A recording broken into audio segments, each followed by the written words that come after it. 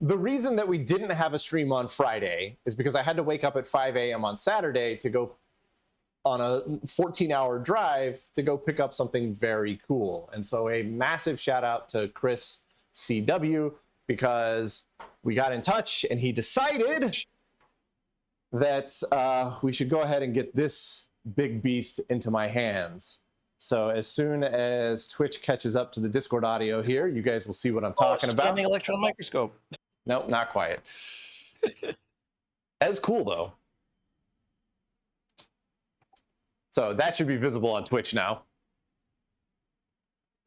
Something rack mounted. Yeah, if you don't immediately recognize it, it's going to have to get explained what this is. This is a Floating Point Systems FPS 100. CW had purchased a PDP-11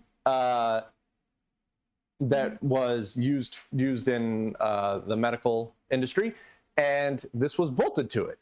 And he really was aiming for the PDP-11, and this was just kind of like a happy accident. And after talking with Chris for a while, we decided that, you know what, let's get it down here so we can get it up and going and bolt it up to the 1144. So here we are. I now have a complete FPS 100. So I figured today we would take a little bit of a look at it, maybe pull out some of the cards, show off the really cool backplane, which is, I think, quite exciting. Then get it mounted into the PDP 1144 rack. Whenever the video updates, you can see I've already got the hole open, ready for it. And Chris, being the legend that he is, gave me the rails with it. And once it's in the rack, we're going to change out the front faceplate here for the sexier faceplate that I have. And then, we're not going to power it up or anything today. I'm saving that for a proper video after I get back from my Ohio trip, which happens on this coming Friday. Once I get back from that, though, I'm going to do like a full-on proper video on this machine and powering it up, and hopefully getting it hooked up into the Unibus. And so the reason that we're working on the Lua stuff after this is because I would like to be able to finish the networking video this week and kind of wrap up that part of the PDP 1144. So that way, when I get back from Ohio, I can dive straight into the FPS. This is very exciting. So we'll look at the backside first, because that's where the backplane is. For one of these, right? Yes. I mean, this has been like, I've been trying to get my hands on an FPS 100 for, I was talking with Coley about it earlier today, since March of 2023. That was when I got the board set, and I've been trying to find a matching backplane or chassis or anything to go with it since 2023. And so Chris, the legend, has rescued my sanity. Is he here? I don't know if CW is listening in. If you see CW, it doesn't look like he is. There's Chris W, but I don't think that's the same Chris. I'm pretty sure it's just CW. If you're here or you're watching the recording, thank you. Yes, thank you very much. This is extremely exciting. So there we go. That's your big 5-volt, 200-amp power supply. There are 2 linear supplies that give extra voltages, which this machine needs. It's not a purely 5-volt only machine. But the real party piece here, and the one that blows my mind, is that the backplane is not wire wrapped. This is a fully etched backplane with the traces actually run on it, like I was trying to replicate. So it turns out that FPS actually did that. Now, I can't see how they did it because they only run a single trace between through holes. And Roy will attest to how many traces there are. So this thing has to be like 8 or 10 layers. It's absolutely ludicrous. But also apparently the crosstalk issue is not a huge problem. I mean, they are running fatter traces with slightly bigger separation because they're not running two traces between through holes. But I mean, they've got there's probably right down here where it says A16, there's probably 8 or 10 traces that are right behind that A16 text. I mean, it's just like, it's insane how dense the traces are on this thing, really. So because I don't trust Twitch video to be showing this very well, here's a picture I took earlier of it. So you finally got a backplane. I do. I gotta, and it's not even a wire wrap backplane. It's an actually etched backplane. So it's what I wanted. It's just the official version. Yeah, and then all the wire wrapping up here is obviously for the connecting up to the Unibus. And something else, I'm not like this. These two cards here are I/O cards. And so they go to connectors on the backside that don't go to the Unibus. So this has a full like IOP card. Well, we'll see when we get to the front side, but this has a full IO setup. So 1, 2, 3 of the cards here on the top are wire wrapped over here to the side, so that you have your IO connections out.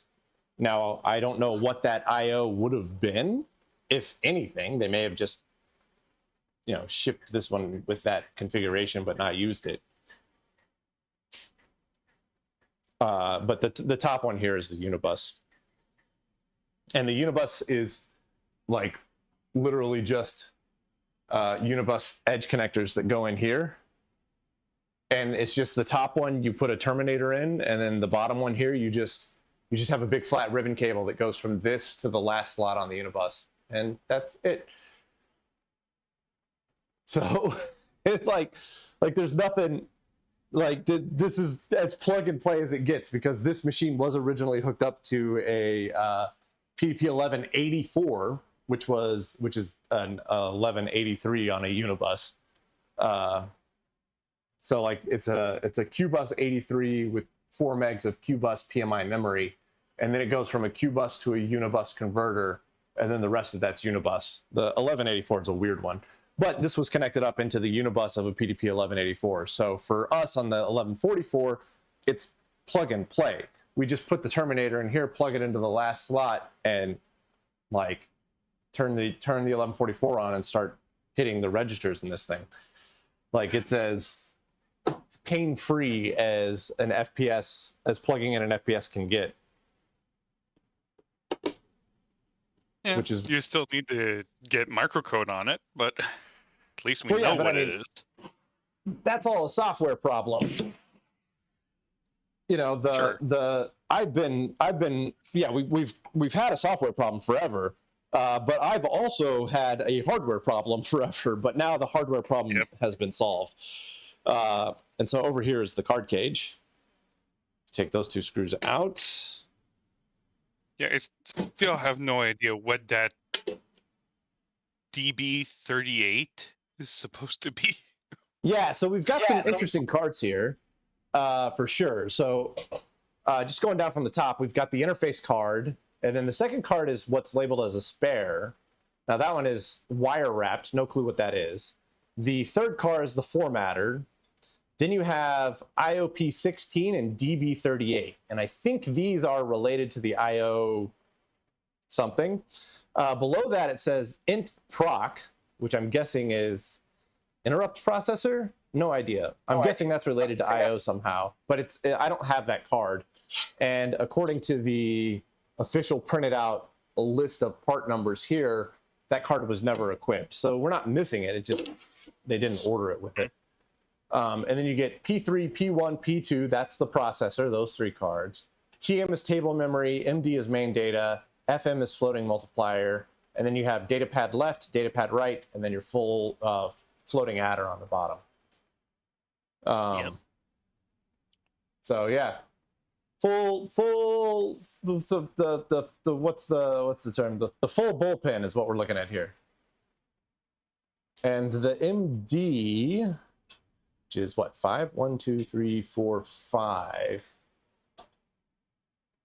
This one is not a 5-volt only memory board. It has plus 12 and minus 5 on it. So those two linear supplies on the inside are going to be generating the plus 12 and the minus 5 that are used by this board here. The boards themselves look in excellent condition. They're a little dusty. So before we power it up, we'll pull each board out and, you know, wipe it off with a brush, make sure it's all nice and clean. If any board has a failure, I've got a full spare board set. So the one thing that I was missing was a backplane and a chassis. So this solves that problem. Let's see here. The floating multiplier should have the TRW chips on it. Yep. So if we pop that out, big, beautiful TRW MPY 016Hs. These are hardware multipliers. They're just awesome chips. I mean, this is kind of the whole reason that I'm excited about this machine. These big TRW chips, they're so gorgeous. Yeah, so that's the floating multiplier. I'm trying to think of what other visually interesting cards we have. The floating multiplier is by far the most visually interesting one. What was that?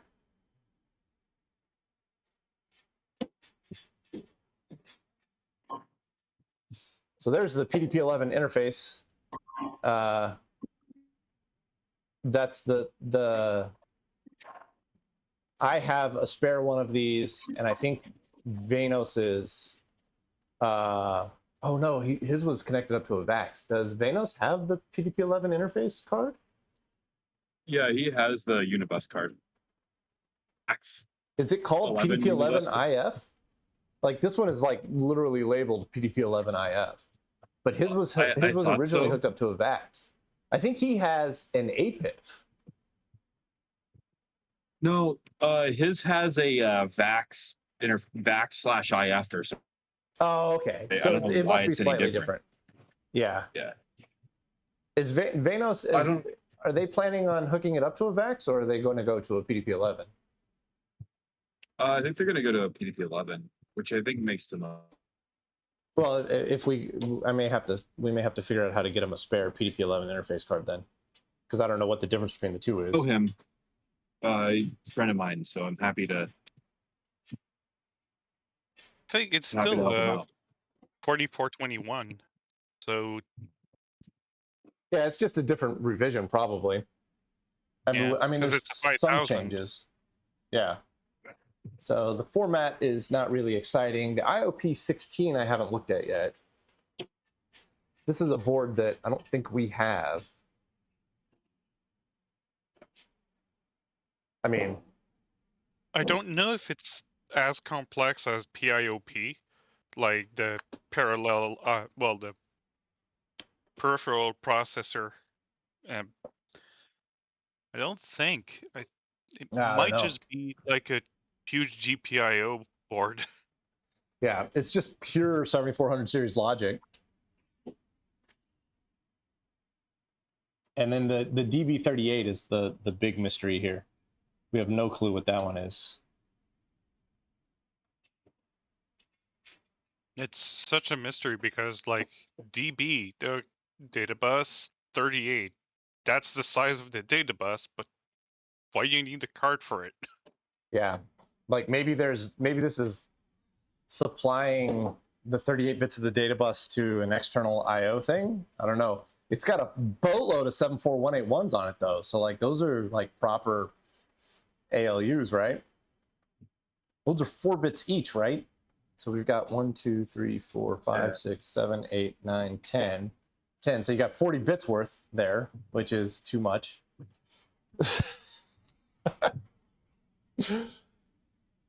Yeah, so I don't know. This board is doing something extra special that we don't fully recognize at the moment. It just says DB38 in the top here, and that's all the information. We looked it up on the parts list that we have, and the parts list just goes, yeah, it's the DB38. That's it. That's the extent of information that we have about it. It has ALUs? Yeah, it's got 10 74181s on it, which are a 4-bit ALU, if I remember. I'm pretty sure that's what the Nova uses. Depends on what Nova. The 1200 series. Yes, it does. It does. Yeah. The later Eclipse and Novas are 2901s. Okay. Yeah. So they went to the better ALU. They did. 2901 is a nicer ALU. There's the floating adder. That is also just, I mean, you can see why this thing has a 5-volt, 200-amp power supply in it. It's just like 130 chips or something per board, and there's like 14 boards.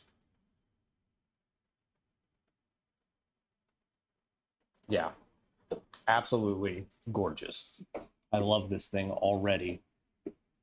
I can't wait to get back from Ohio so that we can throw electrons at it. I'm super excited about that. Yeah. Oh, come on. Yeah, I double checked the addresses you need to hit to get it running because I was preparing for Venos's. Yeah. So, I mean, this is super exciting because like now we know of 3 people that have FPS 100s that are actively working on them. So there's Coley's, there's this one, and then there's Vanos's. And all 3 are functionally identical with the exception of the host machine that they interface with. So this one is obviously a PDP-11 host. Vanos's was a VAX host, which is very similar to a PDP-11 host. And then Coley's is a Data General host. Which is not at all like the other. No, it's very, very different. Very different. And it's not even the standard Data General one. Right. So I'm going to derail the conversation for 2 seconds, but for those playing along at home, this is a pretty cool thing. When FPS was approached by GE Medical Systems to use the FPS 100 to drive their new CT scanner, they actually came up jointly with a new interface, a faster, better DNA interface. The interface is actually so complicated it has its own microsequencer, which is pretty wild. In order to interact with it, it pushes as far as like writing a C compiler for the Nova and Eclipse and doing all of this. Well, we use some things to write a C compiler, but a C compiler for the Eclipse and heavy research into the schematics. It took us like 3 months to reverse engineer. Tangent over. Just thought that was an interesting thing to add. All right, there we go. So the goal right now is to get it into the rack.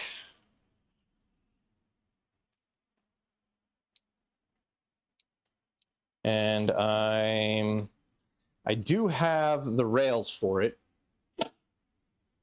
here.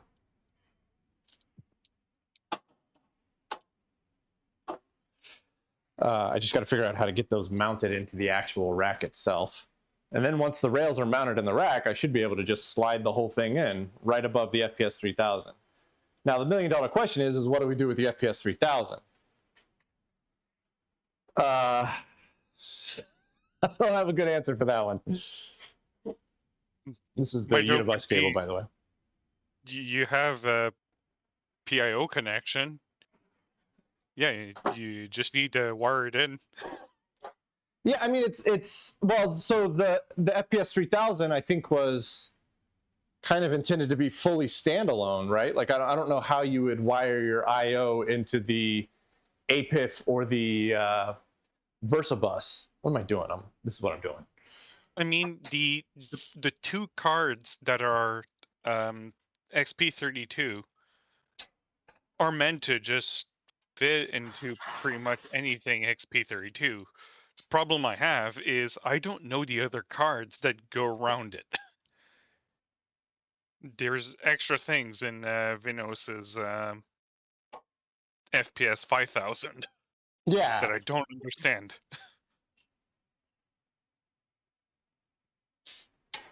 Yeah. I'm Like, part of me wants to, leave the FPS 3000 in here as it is, in the hopes that someday we understand the 3000 well enough to potentially get it and the 1140 or it and the 100 hooked up to the 1144. But another part of me is like, well, now you have an excuse to get a VAX.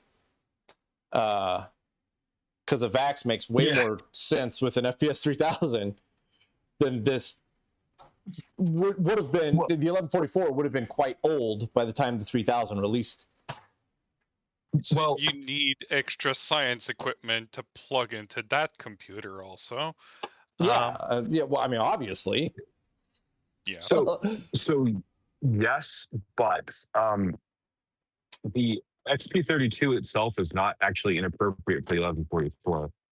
No, yeah. So machine- the XP32 itself is pretty early, but I think the 3000, I think the 3000 is a little late for that. I see. Yeah, I mean- I think by the time the 3000 was released, I don't even think they released a Unibus interface card for the 3000, because looking through the list that we have, it's all either APIFs or VAX stuff. It may be an APIF to in one of the things, I think I told you about this before. We were talking about burst mode for the data general burst mode stuff. Yeah. I wonder if the FPS 3000 would be compatible with the burst mode interface. Because that would have been a later data general interface, like mid 80s, which would have been appropriate for like a 32-bit Eclipse, which is a VAX competitor. It makes perfect sense that they would have support for both. That said, I haven't seen these boards yet.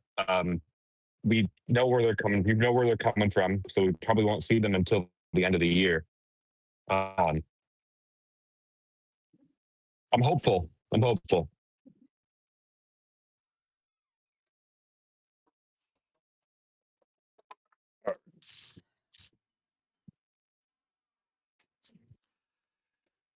right. There we go.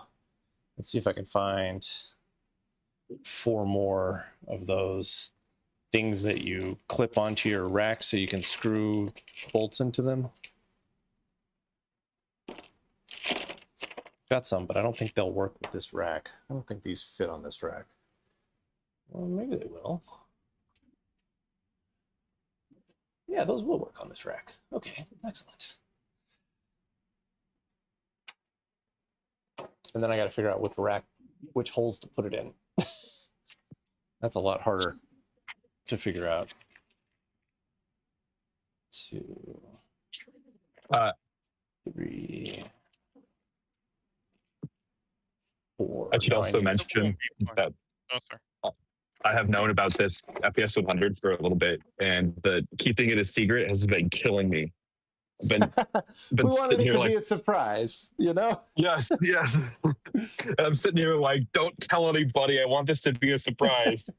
It is quite exciting because of what this means for the FPS journey. You know, with you, Vanos, and myself now all having one, we can all kind of bounce ideas off of each other and work together on it. Whereas, like, I've wanted to be a part of this for so long, and it's just been like, I can't, because all I've got is the 3000, which is so dramatically different. Right. And so it's just been really kind of, I've been very frustrated with this whole thing. I've been extremely frustrated with the FPS project for a while, and then this is now like a gigantic breath of fresh air.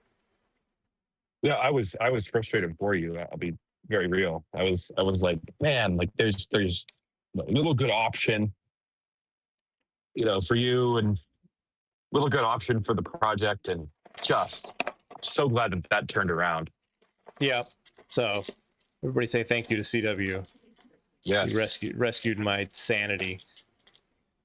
Ooh, that extension 44. cord's gonna melt. Uh-oh. Ooh. Oh, you're talking about something on your side. I'm like, I don't have anything plugged Yeah. in. It was like nothing should No, be no, melting. no, on my side. I got the 100 fired up right now, and I had the interface cable upside down Oh, because Oh, that's why it wasn't adding. yep, that's why it wasn't working. But it passed the simple adder test, which means the interface is alive, and I didn't break anything. I mean, So- the interface cable is able to like really high power drivers. Yes. Yeah. So now I'm loading in the C-based test program, that's excellent. and we'll see if that works. We're gonna find out. On the positive note, there's probably plenty of people now working on an FPS assembler. Yeah. Yeah, I mean- so I mean, it's like the more of these machines that we have with people actively working on them, the like more insane the progress is going to become. It's just really exciting because it's just like this opens up the possibility for things to move very rapidly now. Yeah. And if I can make regular videos on it, that might rope in somebody else. Like this year, I've only made 2 videos on FPS just because I haven't been able to make any progress on the 3000. Sure. Yeah, and the 44 was like, oh, the disk is running. Now what? Yeah. By the way, I've been dragging my feet on sending you another disc. I've got one for you. I just need to. Well, Ship that's the $1 million question that I was talking about earlier, right? Is Yeah. what do we do? What do we do with the 3000? Because if we take the 3000 out of the cabinet, then I can get other discs in. Like a lot of stuff opens up in terms of like expansion and whatnot. But if I keep the 3000 in the cabinet, then like I can only ever have the one disc and the TU-58. But if we take that other 3000, if we take the 3000 out and we say, okay, this is now a VAX project, and I'll just keep an eye out for a good VAX, then that opens up all that space down there. So I can put 2 hard drives down there and the TU-58, and then I can open up this space up top where the drive and everything is now for a dual floppy. So I can end up with, I could theoretically end up with 2 8-inch floppies, 2 Fujitsu SMD drives, and a TU-58, and an FPS 100 on an 1144 that's packed to the gills. Like that's a pretty gnarly system.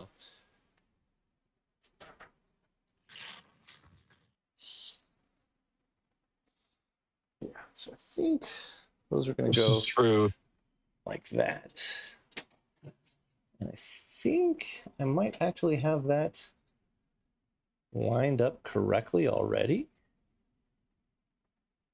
just by sheer blind luck.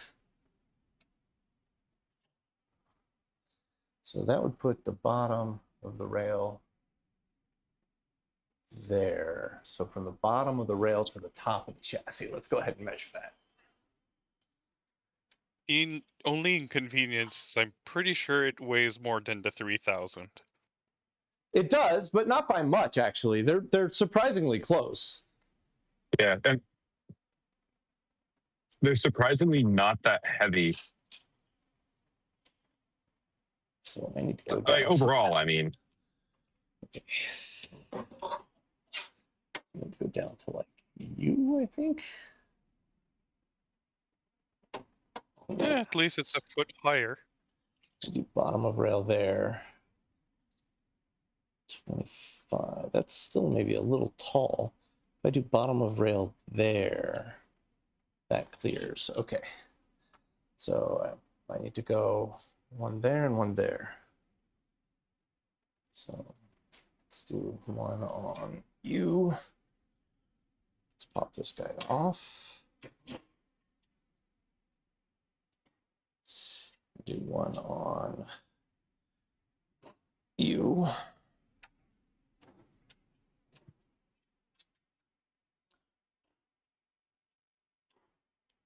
go. And there we go. The heck was that noise? I think the cat's knocked something over into my wall.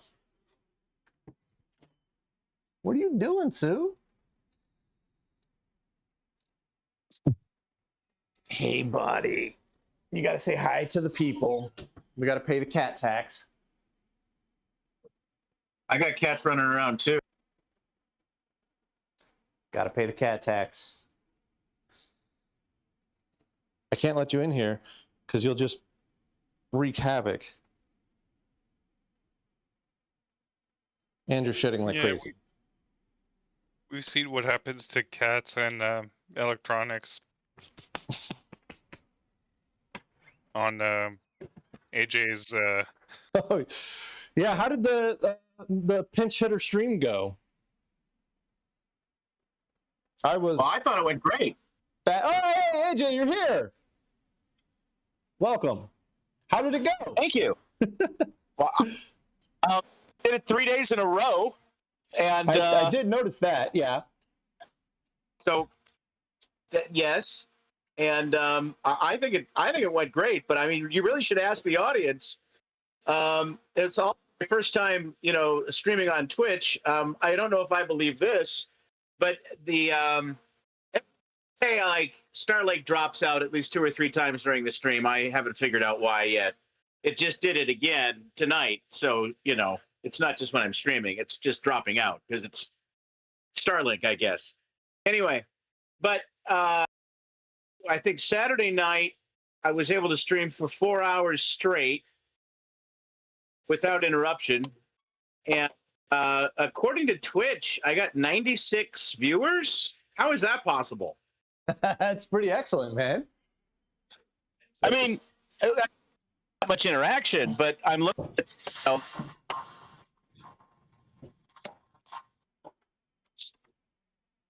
so that's all I know.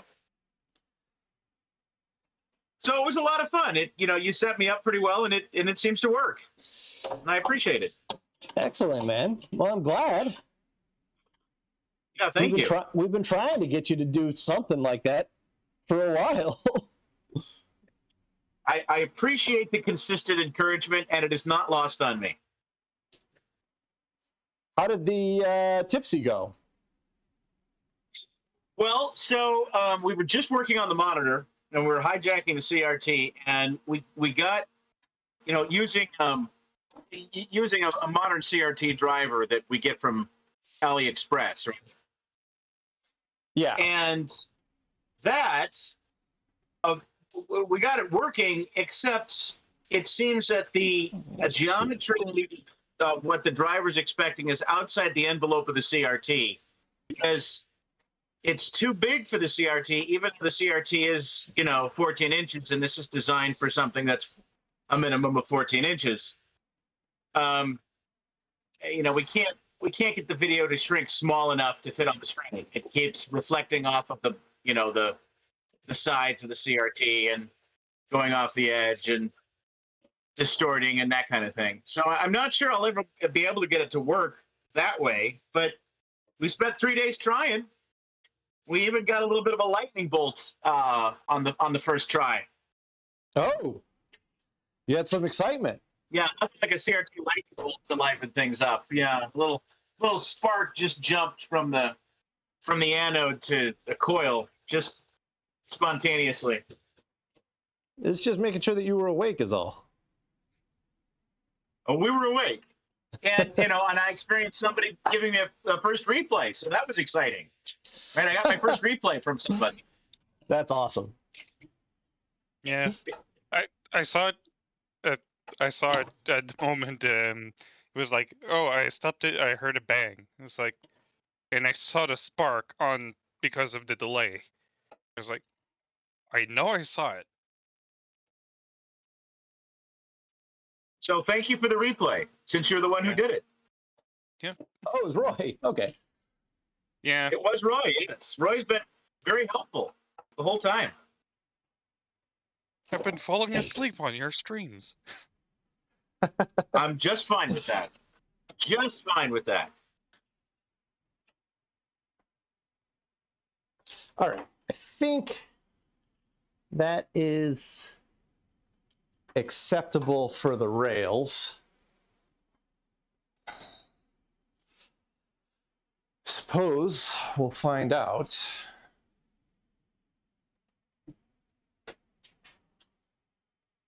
I found the bug in the code, by the way, Roy. Oh. The way this I mean- handles octal is really bad. I need to change it. Phone out of my pocket here. Yeah, All right. I fixed it.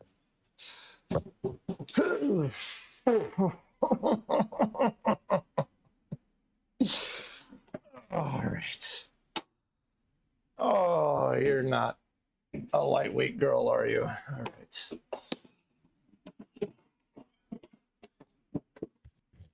Just what I needed, another power cable hanging out the back of this thing.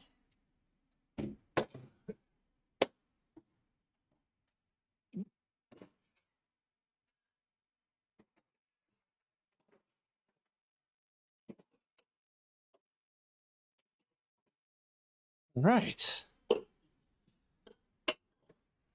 Oh, I just understood. Do you mean byte order? No.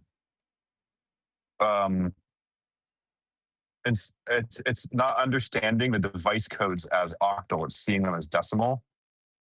I've had this problem before. So that the code is going to the wrong device code, which the references to the device code at least 1 million times in this program. So it's an easy fix. I have to add a leading zero, but I don't like the convention of leading zero. So I got to make a modification to have it do 0-0, which is Okay. easy. I'll just tell it to do that. It's a bit of a tight fit. I'm not sure that I have these things on right. Also, what am I hitting?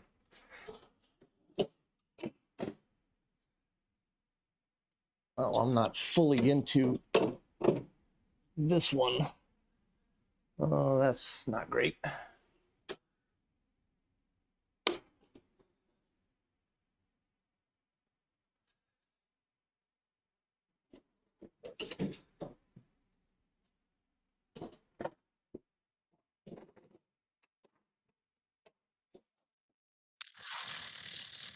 Oh, it's not threading in correctly.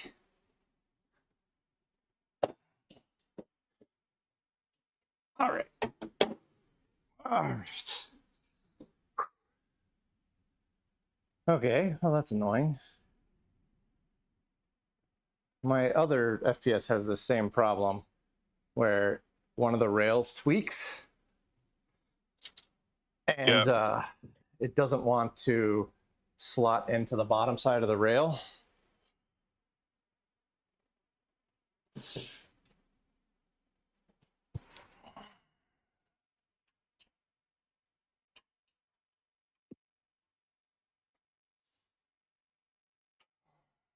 Don't exactly know how to prevent that from happening.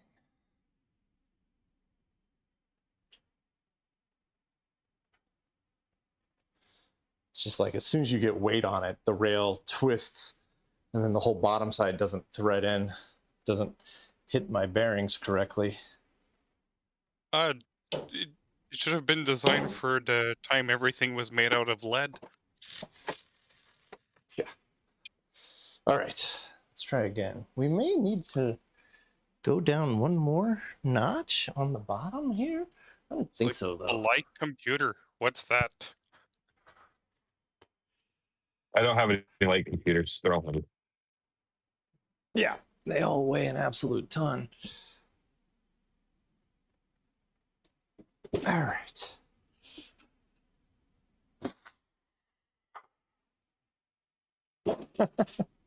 I'm sure this looks absolutely super silly.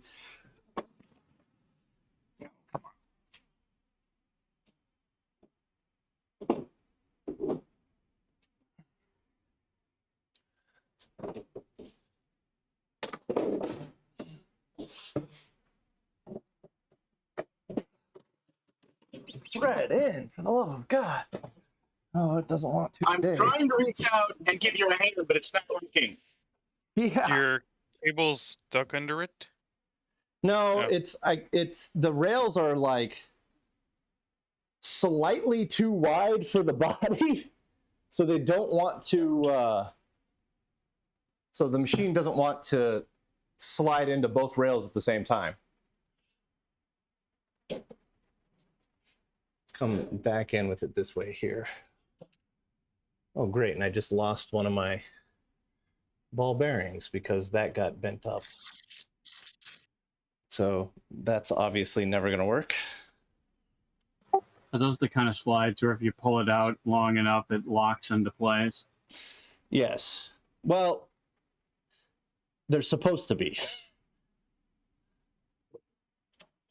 They don't lock very well because they're old. And what ended up happening is the ball bearings that it's supposed to slip onto, the rail got a little bent up there, so I couldn't get it to thread onto the ball bearings because it was just catching. And it's got these little plastic sliders that you're supposed to sit onto that kind of guide it onto those ball bearings. But I can't get it to hit both of those plastic sliders at the same time. All right, let's try again.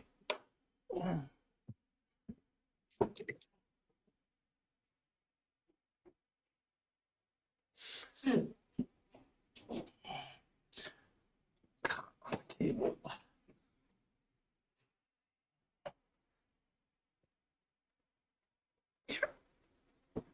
There it goes. All right.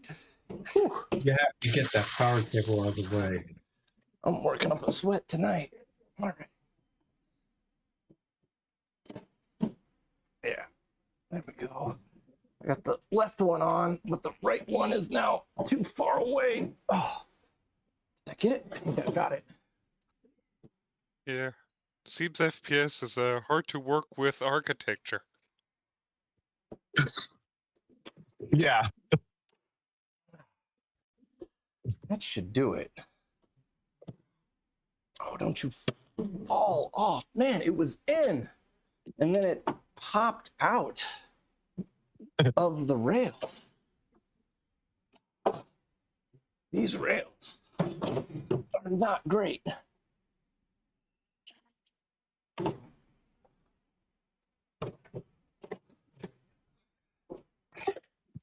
Is it possible you could swap them with the disk drive rails? Since No, they're kind of like a unique rail that fits in a very tight spot. Yeah, I'm just not in on this rail over here.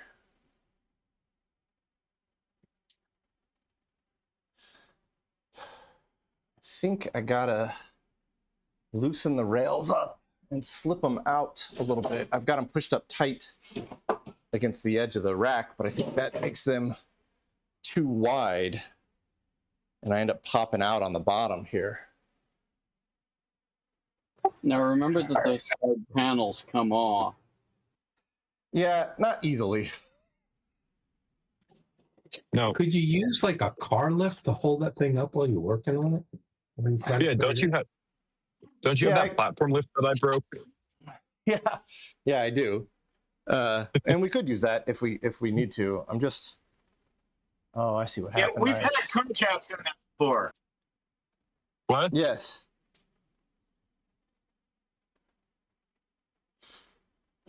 I see what happened. So I got I got slightly off, which jammed it under the ball bearings instead of into the ball bearings, and bent a bunch of tabs up.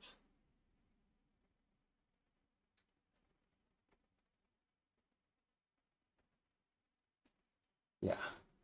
All right, so I think what we got to do is we got to come a little loose with this guy.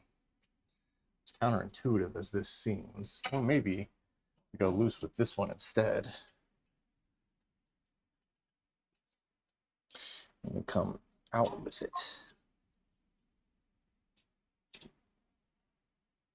to soak up some of the distance here.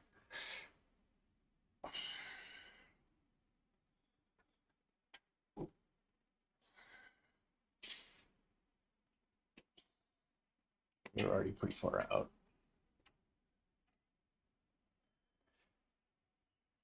Okay. I'll get there eventually.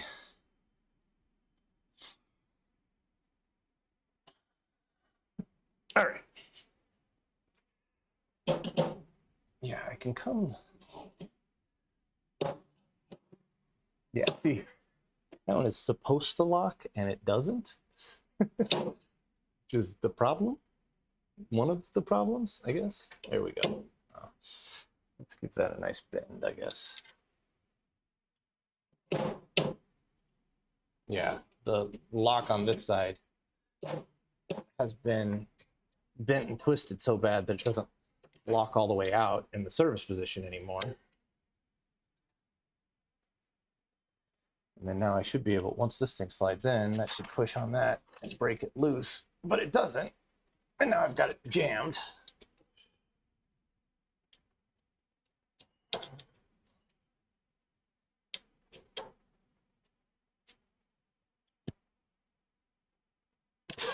Well, now I've just made it, the situation exponentially worse. All right. I thought this was going to go a little easier, if I'm being honest. FPS just loves messing with you. Yeah, it's certainly making me earn it today, that's for sure. I don't know what this thing's jammed up on. I feel like this entire project for all of us has just been an exercise in making us earn it. Yeah. See if this pile is almost done. There it goes. All right, we're gonna go all the way back in with these again. Try it one more time this way. It's a bug.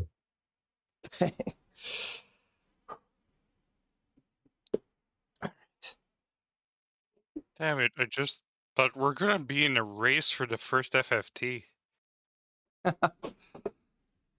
Yeah, that's pretty exciting. It's like, we can't race for the first edition.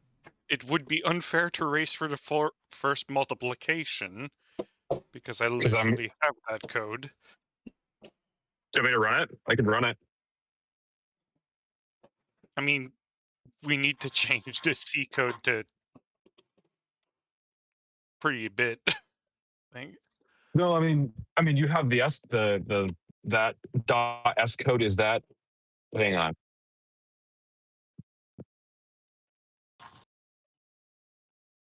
I mean, I don't have Oh, the this read is- back function. Nope. I'm just destroying the rail again. I can try this. What are the DW commands? What? There's a bunch of DW in here. Double Oh, word. data words. Yeah, that's not going to work with the compiler. Or is it? That's what Venos's compiler uses. Okay. Let me try this. My problem is I didn't have the read back from the memory, so So where do we go to get the memory? I mean, it's just the code's unfinished. Where's it stuck, Dave?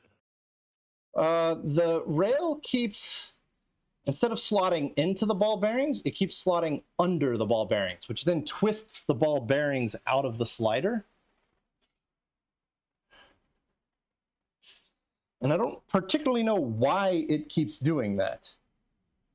I get it kind of lined up and then it slips out of the ball bearings. It's almost like the rail is too wide or too tall. I don't know. I mean, the rail is like seriously hardcore stuff. You don't have them swapped, do you? I don't think it would make a difference. I don't know if the ball bearings, the way they are in that one, are it's meant to take weight both ways. It's symmetrical left to, or symmetrical top to bottom.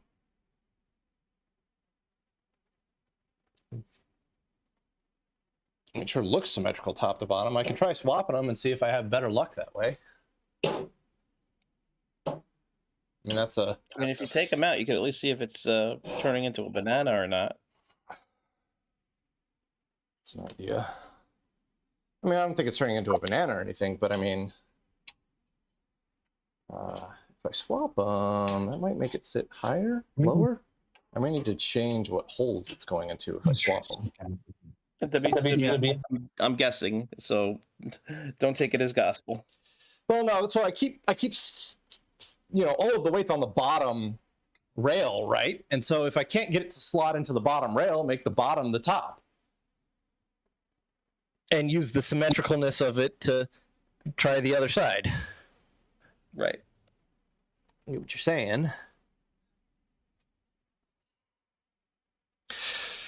The other option here is to get, I don't know if you'd have to get the sides off for this, but pull the slides all the way out, mount them to the box, and then install the box and screw it in however things lie.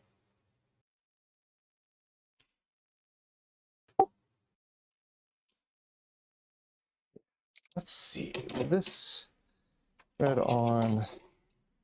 Yeah, that definitely threads on that way. All right. So I think maybe we will just swap them and see how we get on.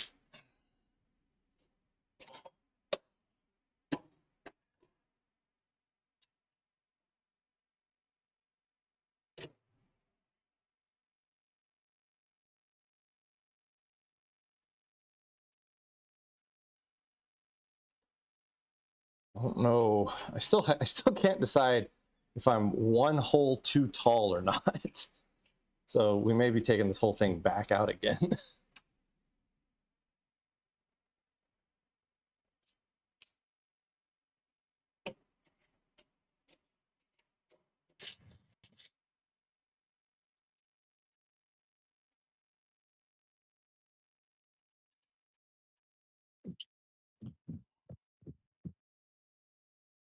All right, get the backside tightened down, and we'll come at this one more time, I guess.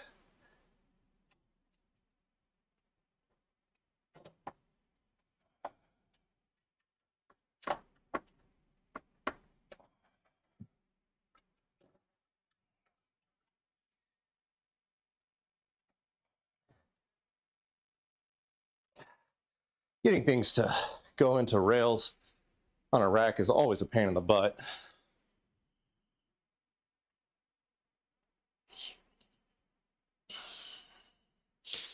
And I think what you're supposed to do is pull these out until they lock and then slide it in, but one side doesn't lock because it's bent and broken. And that's kind of what makes it tough. But we'll try it again here this way, see if I can get it to thread in correctly.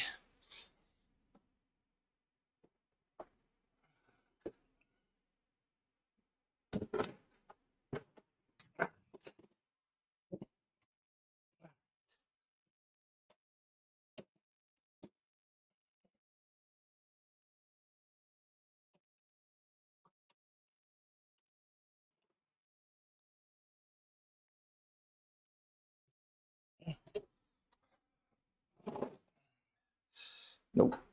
Exact same problem. It just pops out on the right side here. Because I never got it into the ball bearings correctly on the right side.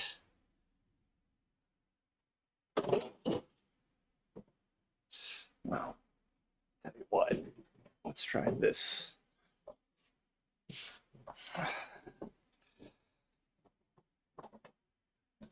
Give it back. Did we bin some stuff Is that the up here? 3000 on the bottom? Yeah. Are its rails in any better shape? No, they're actually exact same problem, but because it's on the bottom, I have less of a struggle with it. That one locks, which is not the one that I want to lock. This is the one I want to lock out. I can't get to lock out. What I want to do is thread this one in first and then thread that one in, because this is the one that I keep popping out of, and I want to make sure that I'm fully into the ball bearings on it before I thread onto the other side. But I think whether I'm fully into the ball bearings or not, it's just going to keep popping out because I think the rail is not in great shape. The actual physical rail on the box here.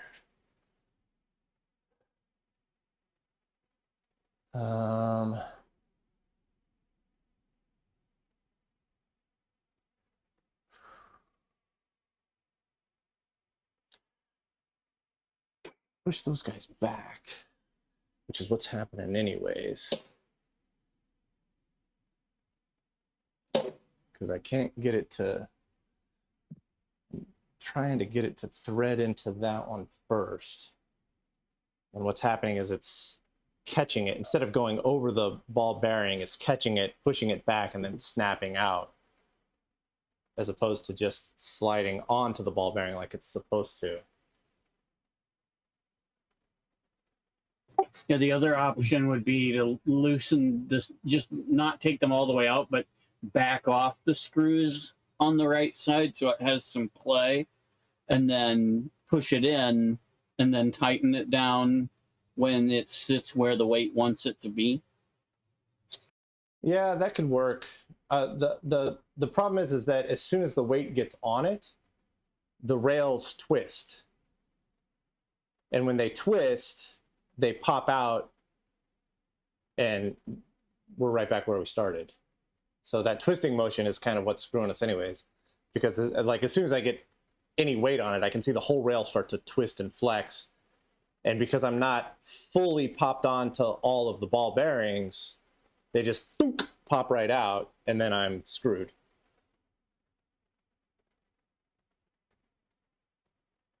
Yeah, all right. Let's see if I can get it to lock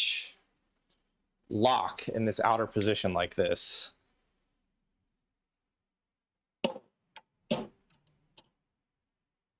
Because maybe, like, you know, if I can.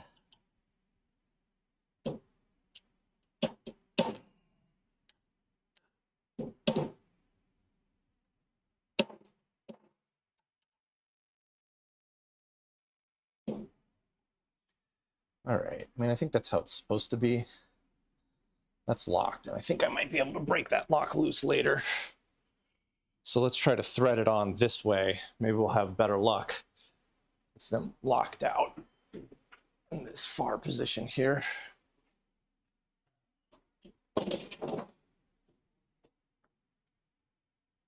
Oh, nope. I just immediately unlocked it because it doesn't want to stay locked.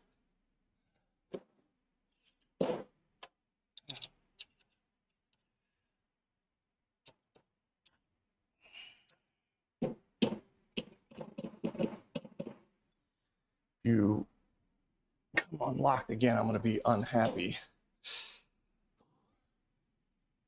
So watching me struggle to get this thing into the rails for 30 minutes was not on my bingo card.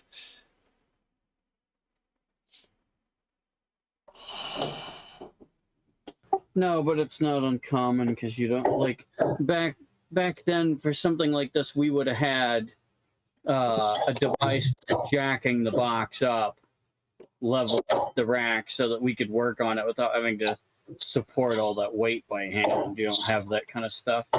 Yeah, I think I'm gonna have to go get the little trolley cart that I've got. Come on. Come on now. You're so close. Nope. Yep. We got a hype train or a sub train going, started by Nuka Nuki. Thank you, Nuka Nuki. That's awesome, man. All right, let's go get the little cart thing that I've got. That one rail not wanting to lock out is causing a whole lot of grief. Because like I popped it, it locked out, and then as soon as I put weight on it, it just unlocks itself and slides, and the whole thing gets all twisty and turvy. What are you missing a screw?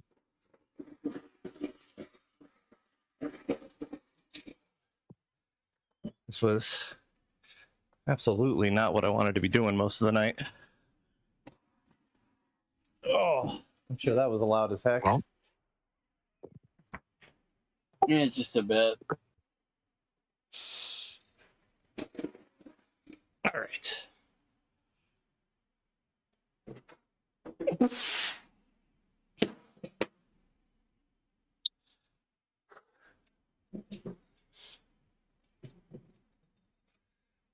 Okay.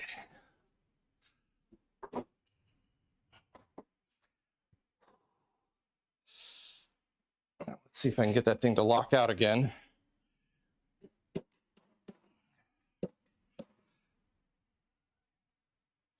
Over the years, the little tab that's supposed to lock it has gotten all bent up.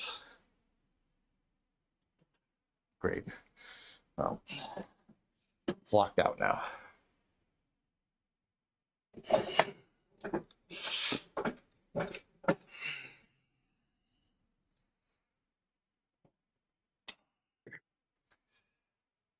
All right, up, up, up.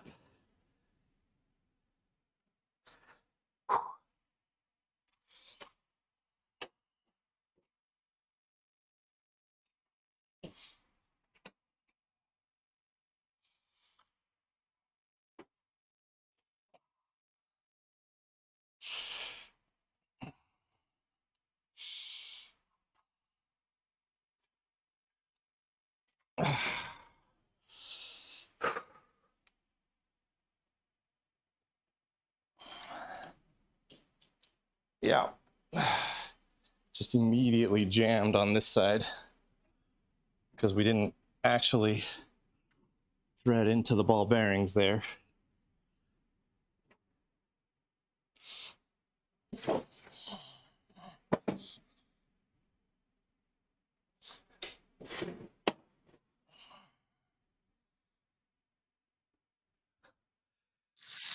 Should be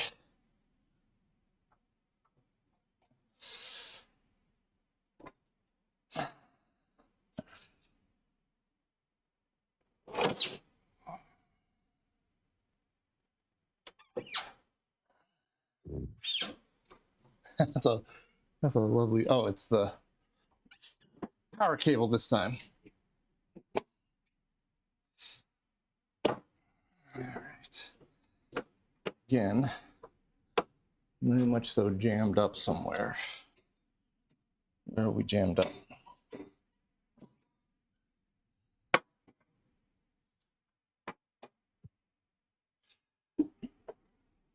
All right.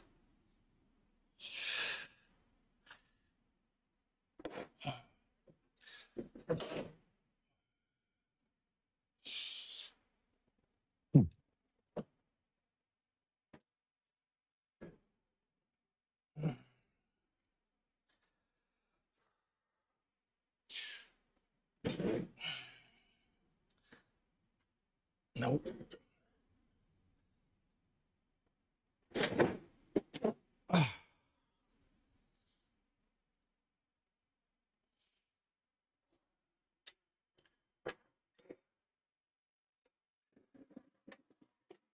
Still pretty sure that we're all twisted up and jammed up.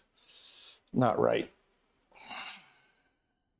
Yeah, the other thing could be is you take a flashlight around the back of it, make sure there's not anything sticking up or down from above or below that's hanging it up. Oh, actually, at this point in time, I think we've hit my locked out problem, which was something that I was expecting to have happen. Oh, and I've also somehow twisted my 1144 in the chassis here.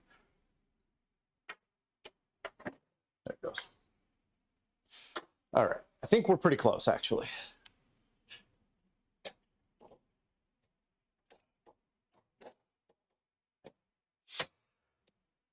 But I don't know if I am.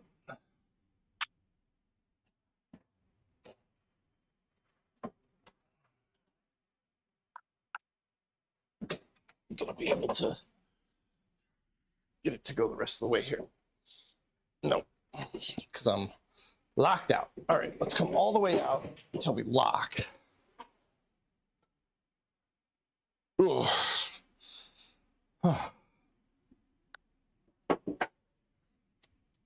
Oh, is this where you got to push a screwdriver into the little hole to release the safety catch? Yeah, well, so the rail is supposed to release the safety catch, but the safety catch was not safety catching, so I jammed it so that it would safety catch, and now I can't unjam it because, you know, that's how life is.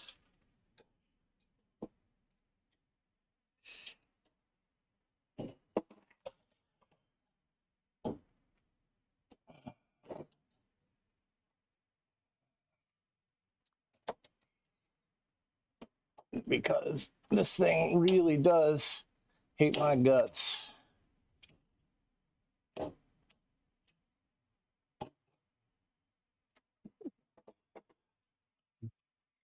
think I've got to release you a little bit. Release the safety catch on this side a little bit.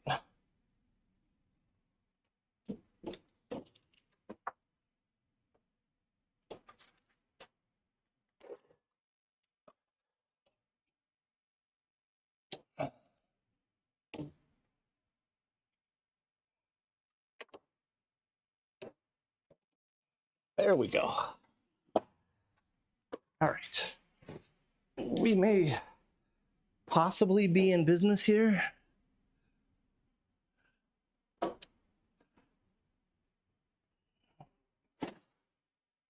Or not. God damn it. What am I stuck on now?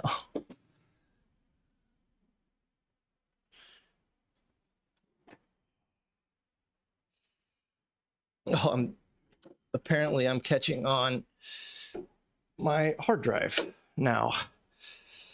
There's probably a bolt that sticks out underneath because it sits slightly too low. All right. Well, we're going to solve that. Loosening it up because it's a lot less terrifying.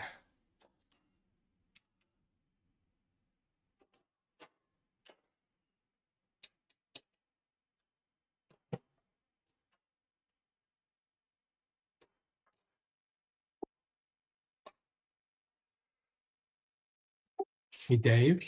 Yeah, what's up? This is Bob. I know it is. I recognize your voice, my man. I was wondering if maybe you had a piece of sheet metal that you could stick between the drive and the device so that it can't catch on anything. Well, it's not necessarily the drive that's catching.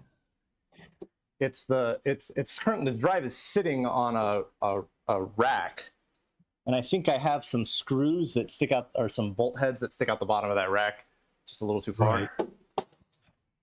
Right. And so it's catching on those. And I'm trying to figure out how to fix that right now. It doesn't need a whole lot. It just needs just enough. And I think it's because the back of it sits a little lower than the front. I've got it kind of tilted at an angle. Let's just go ahead and unplug you and you. Rotate this fully this way here.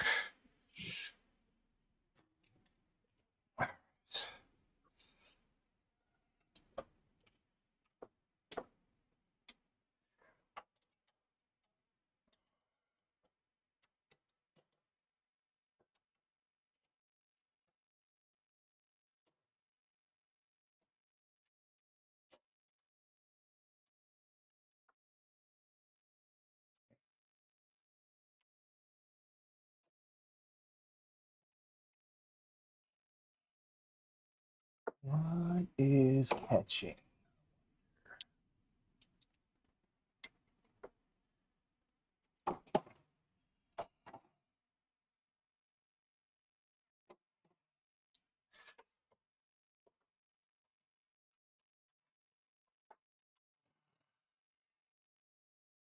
Well, this is far more difficult than I thought it would be.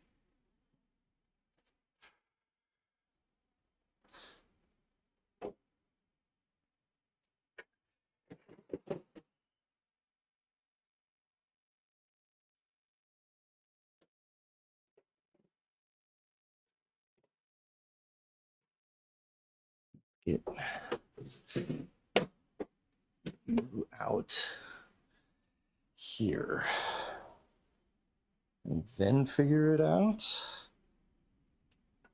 All right. I think the tray is going to have to come out and sit on something.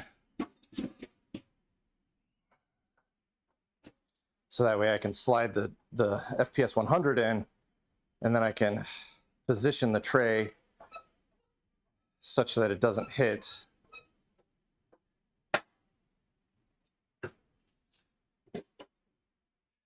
I mean, I kind of measured everything, but I didn't really have an FPS to put in that position, so my measurements were just kind of a guess.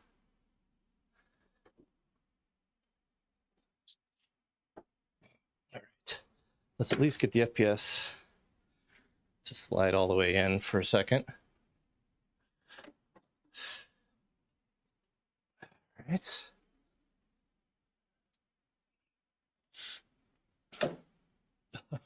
that as far as you're going to go? Not all the way in, but 2 inches short.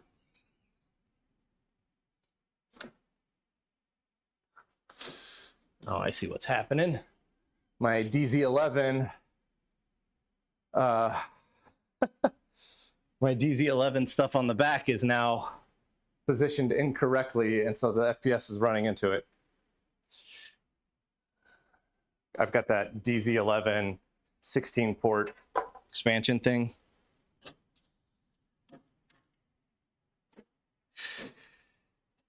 So that's got to come off. We'll figure out where to put it later.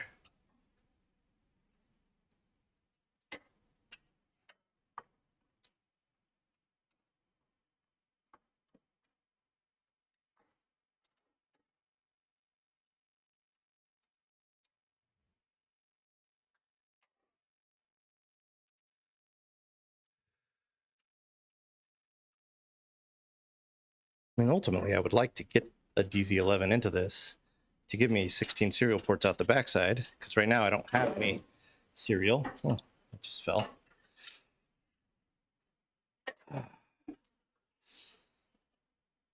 All right.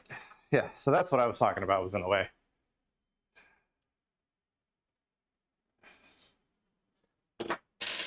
$16 serial ports. That's lower priority than FPS and hard drives.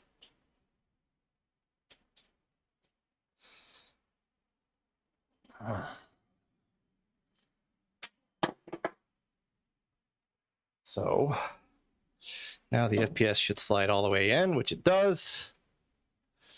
And I did not get it off by 1. It's just that's how tight my hard drive tray is. So we need to come up on those rails as much as we can.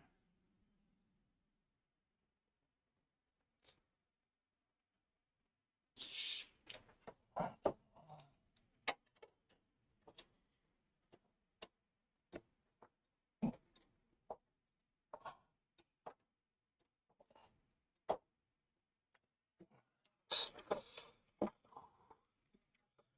think we're almost there. I did get the FPS in, so that's a massive win. I'd be surprised if anybody's still watching at this point, actually. Might just be me. Oh, you're still here. We're here. You guys are just being quiet out of empathy. I'm working on Working on my FPS. Yeah, I'm trying to bash out code for multiplication. Let's see if I can hoist that rail up a bit and then tighten it down. Right.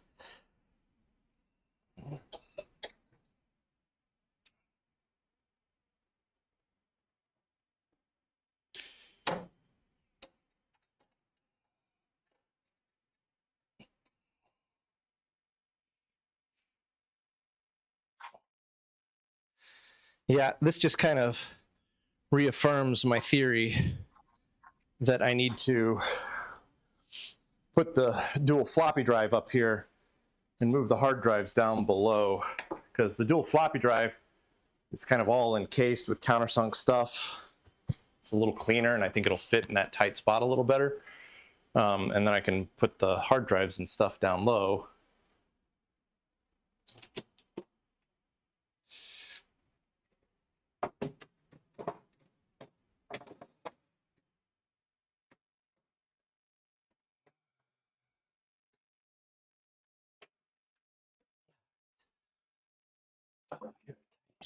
So is Usagi the only person in the world with an FPS 100 and an FPS 3000 in one rack?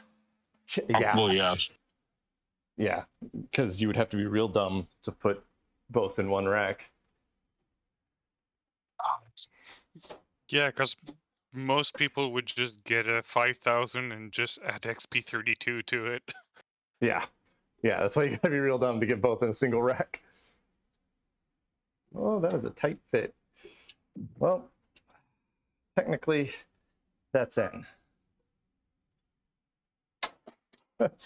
Yeah, the hard drive is definitely going to have to go below the FPS 100. So we're definitely going to have to pull the 3000, move the hard drives lower, and then put them down here. All right, there is one last thing that we need to do before we call it good with the FPS here. Let me get this guy out of here.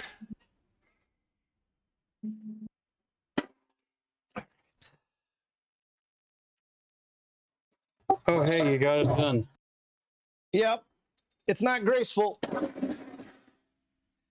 Yeah. A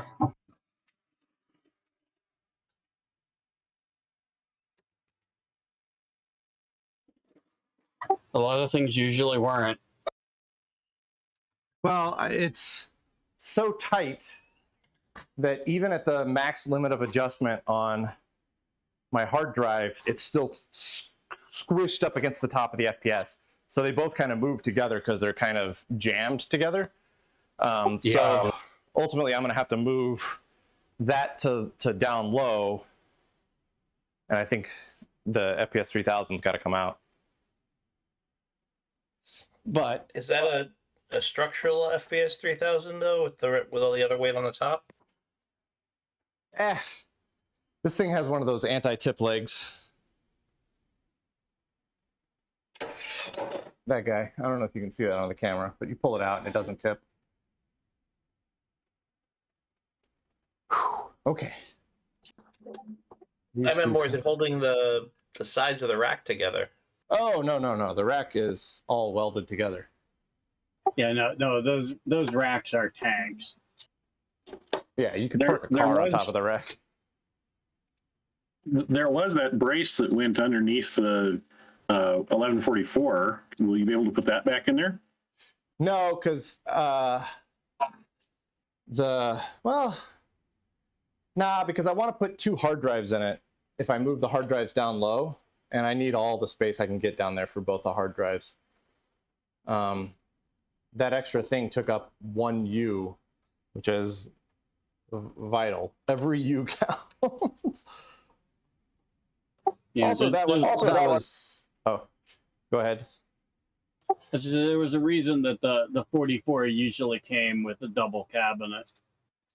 Yeah, I'm really kind of stretching what you can put into a single cabinet here. But I mean, that was always kind of the goal, was to try and make it as dense as possible.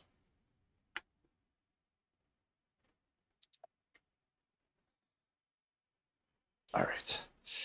Now that should just slide off and disconnect here. There we go.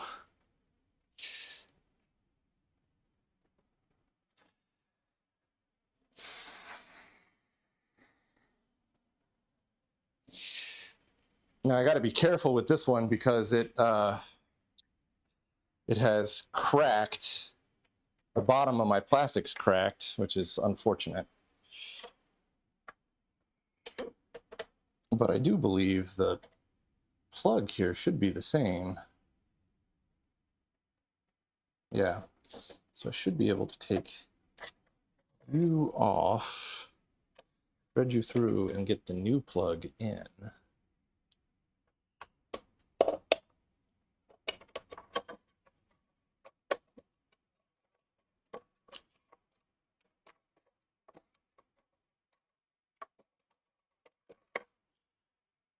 I think the new plug I'll just let come over the top like that. There we go.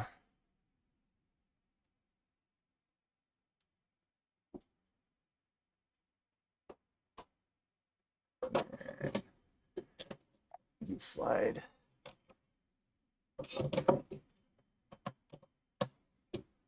Oh, come on. I can see that you line up. What's keeping you from, oh, because I'm a big dum-dum. All right. These guys can come off.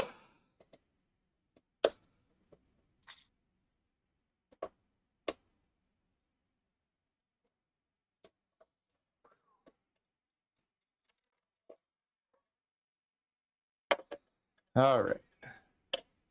Physical effort. If I film tonight, I got to make sure that I don't really put too much of me on camera because my shirt is starting to get a little wet with sweat.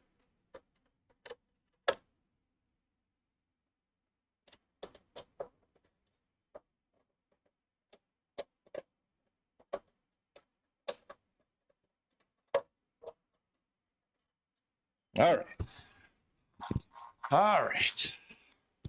Slowly but surely.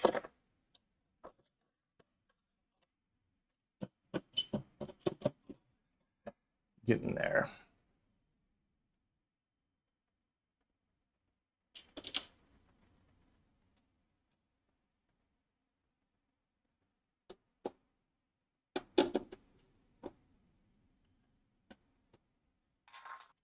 All right. There we go. The pretty FPS 100 front panel bolted up. I like how they just haven't changed the chassis at all. So like, it doesn't matter what front panel you have, it bolts to all the chassis. Like the FPS 3000 chassis, the 100 chassis, they're all identical. They just never changed anything. I suppose the only really big change they made was between the AP120B and the 100, because they went from that like bonkers vertical design to an actual horizontal design.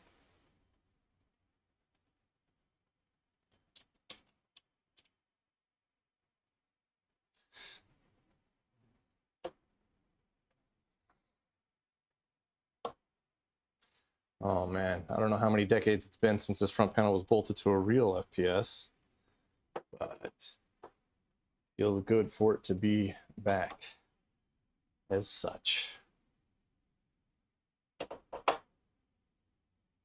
Yeah, so when I get back from Ohio, first step is going to be pulling the drives out and getting them mounted down low.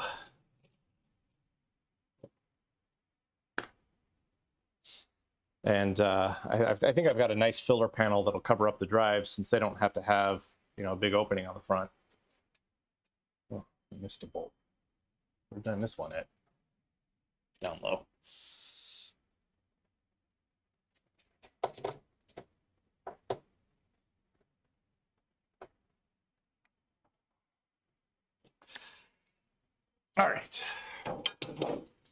That is the front of the machine sorted.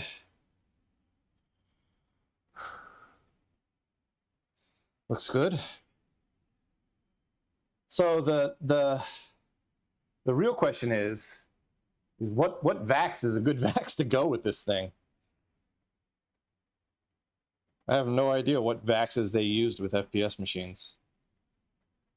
Well, it would have to be something that, I mean, the canonical example would be like a 750, 780, or 785, with the 750 being something on the scale of the 1144, and the 780, 785 being much, much larger. But those are all Unibus, aren't they? Yeah, aren't the FPSs all Unibus? No, I'm pretty sure that by the time they were in the FPS 3000, they were doing QBus stuff. Yeah. Well, the problem is that QBus Vaxxon were usually like microvaxxon, and their performance relative to even the 750 was kind of meh. So you would have to get geez, what's that? Like a fourth, one of the desk side serious business QBus Vaxxon, like a 4000, like not VLC 4000, the actual 4000 pedestal case machines. I mean, did they make? Surely yeah. they made rack mount QBus VAX, right? Not really, because rack mount was falling out of favor by then. Damn. That's where you started to see the pedestal cases, like the 4000 that I was talking about, the KA630. You just pushed the front panel off of something there. Yep, I heard it. Yeah, no, that was KA630 is Microvax too. Oh, that got back far enough. Ooh, that's nice. All right, so it's still tight. Yeah, the like 3600.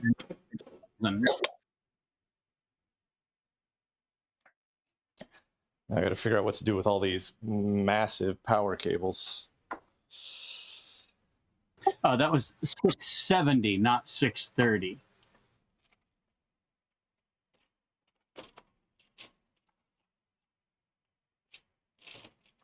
What a mess this is now. All right, I mean, I see why nobody actually did this.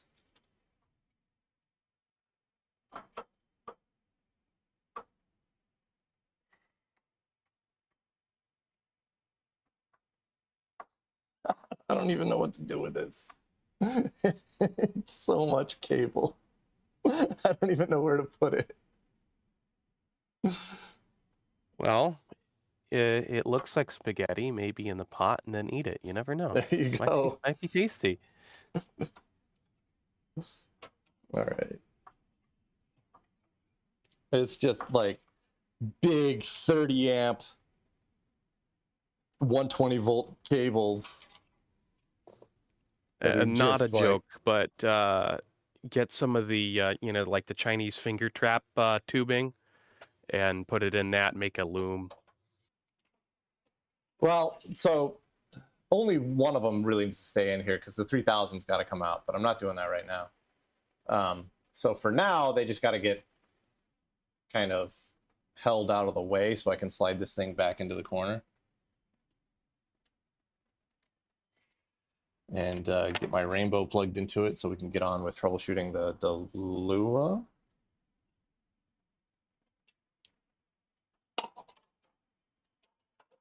That's the hard drive. I don't think we'll get as far as, well, we might. So this stuff just needs to, I guess, just sit behind it.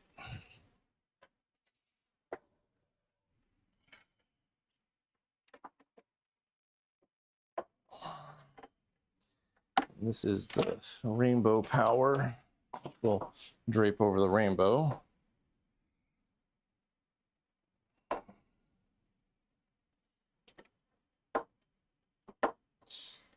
All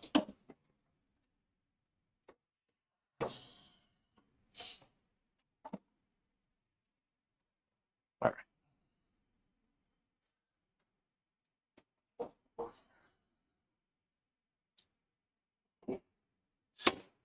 right.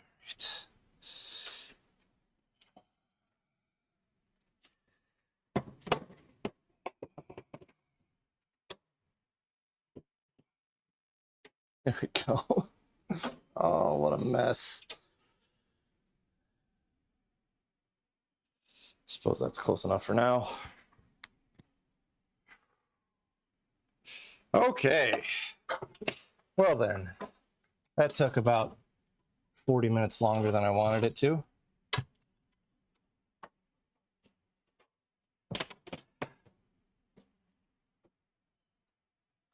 Okay.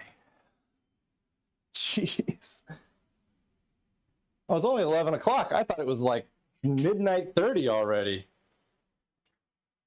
If it was midnight 30, I'd be worrying about my basement trying to flood with all the rain we've been getting here. I wish it would rain here, man. Send it this way.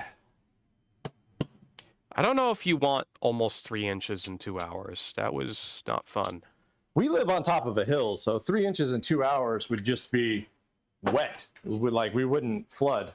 Like we would. It would have to be, probably 40 feet in 2 hours for us to flood. If you look in Friday Night Twitch, you can see what I was dealing with yesterday. Actually this morning at 2 a.m. We had something fierce here a month ago. I think we had like 5 inches of rain in a couple hours. Yeah. Well, what's funny is that right before the storm, I put up a weather station, so I knew exactly how much fell. It was quite a bit. All right. I'm sure that throughout all of that, you guys got to see my bunny underwear probably 100 times. That's kind of embarrassing. We're used to it.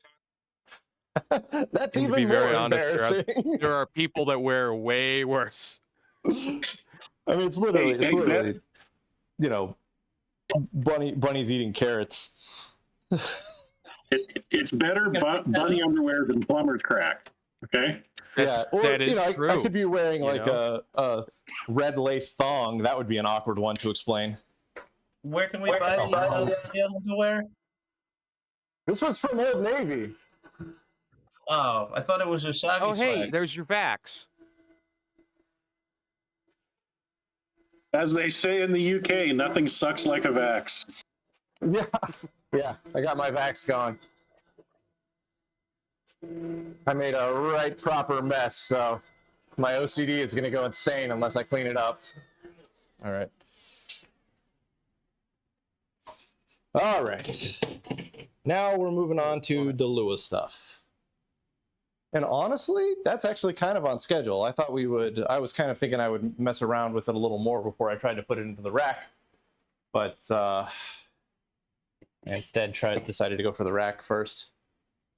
And I think if I move the hard drives to the bottom, get the 3000 out of there, hard drives to the bottom with a nice filler panel down there, and then dual disk drives up top, that'll open up just enough space for the FPS 100 to slide in and out without jamming. And then it'll be 1144, two 8-inch drives, FPS 100, two 8-inch floppy drives, FPS 100, two 8-inch hard drives, and a TU-58 all the way down on the bottom. You could also hide the TU-58 around the back if you had to, since you rarely need it. Yeah, I mean, I kind of like having it up front. For the nice filler panel, I was going to cut a little slot that you could put the tape in. But Yeah, the actual deck cabinets had a slot for that. all right, so let's get this guy out. This is the DeLua. For a Monday night stream, 72 people isn't bad. Heck yeah, Jesus, I thought we were at 7 people. All right. What's up, guys? Sorry I haven't been reading stream chat. I was over there getting punched in the face repeatedly by an FPS 100. It's stable around 75. There was a dip to 66 at one point. All right. Let's see here. I need a piece of paper and a pencil to make a note. And then you guys are going to listen to me talk at a camera for a little bit. That's fine. So, what was the light? Where's my cell phone?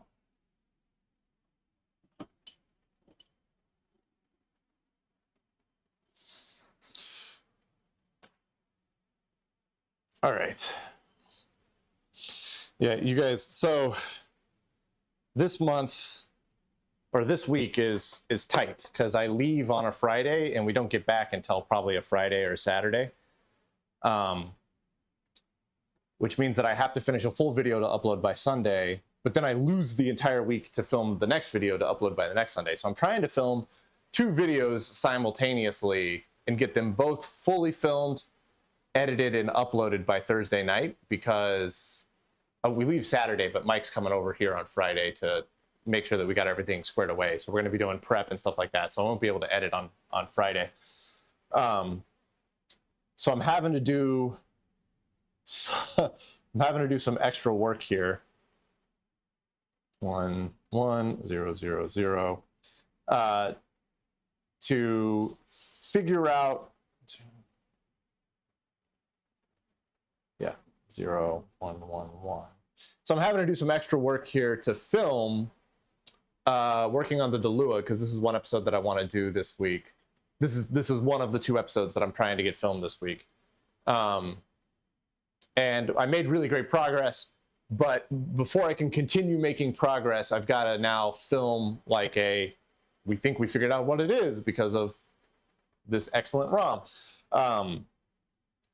And then, so I'm going to film that, and then I can fire up the soldering iron, desolder the chip that we're pretty sure is bad, then pop the thing back in and see how it goes. And if it goes well, it'll pass all of its self-tests, and then we can plug the hard drive back in, boot into RSX 11, and see if we get an IP address.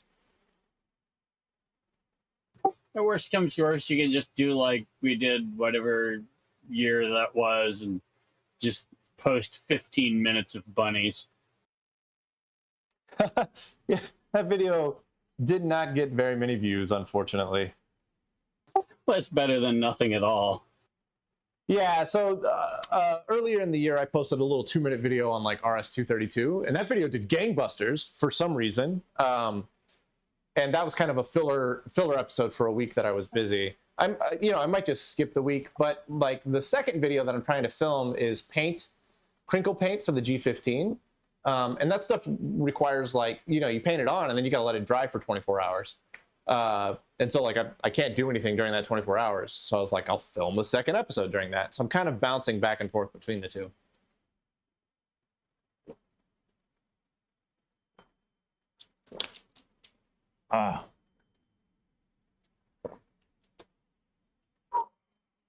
Okay. All right. Actually, leaving that on repeat might not be a terrible idea here. Get this camera set up.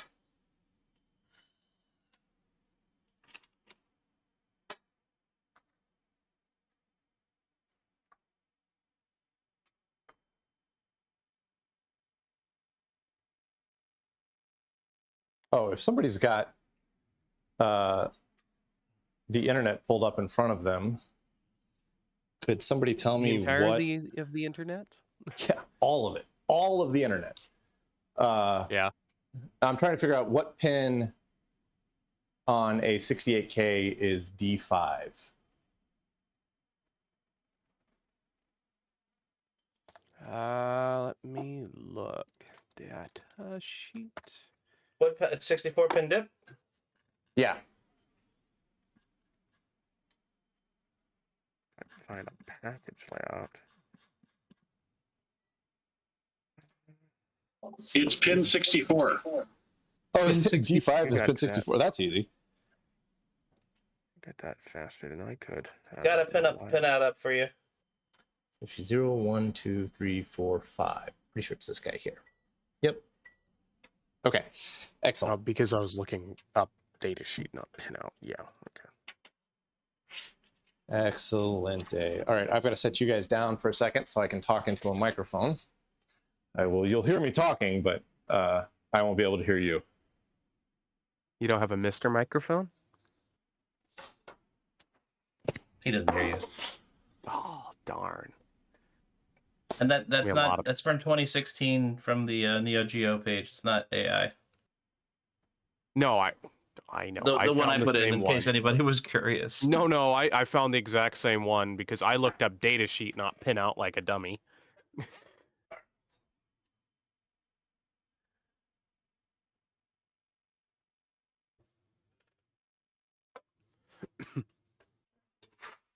Yeah, you got slightly more water than I did, I think. Me? Yeah, from the washout that you've posted there.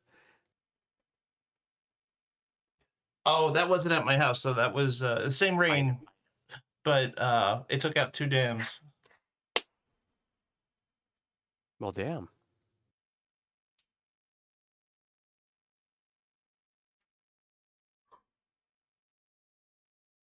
All right, so what do those lights mean? Well, the way Fleto...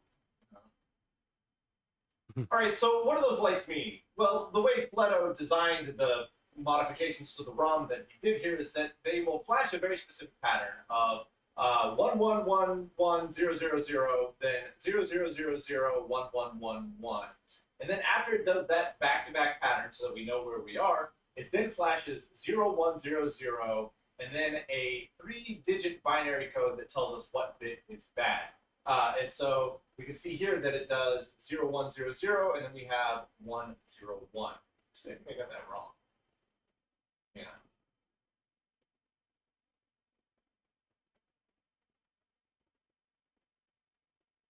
Okay, let's try that again.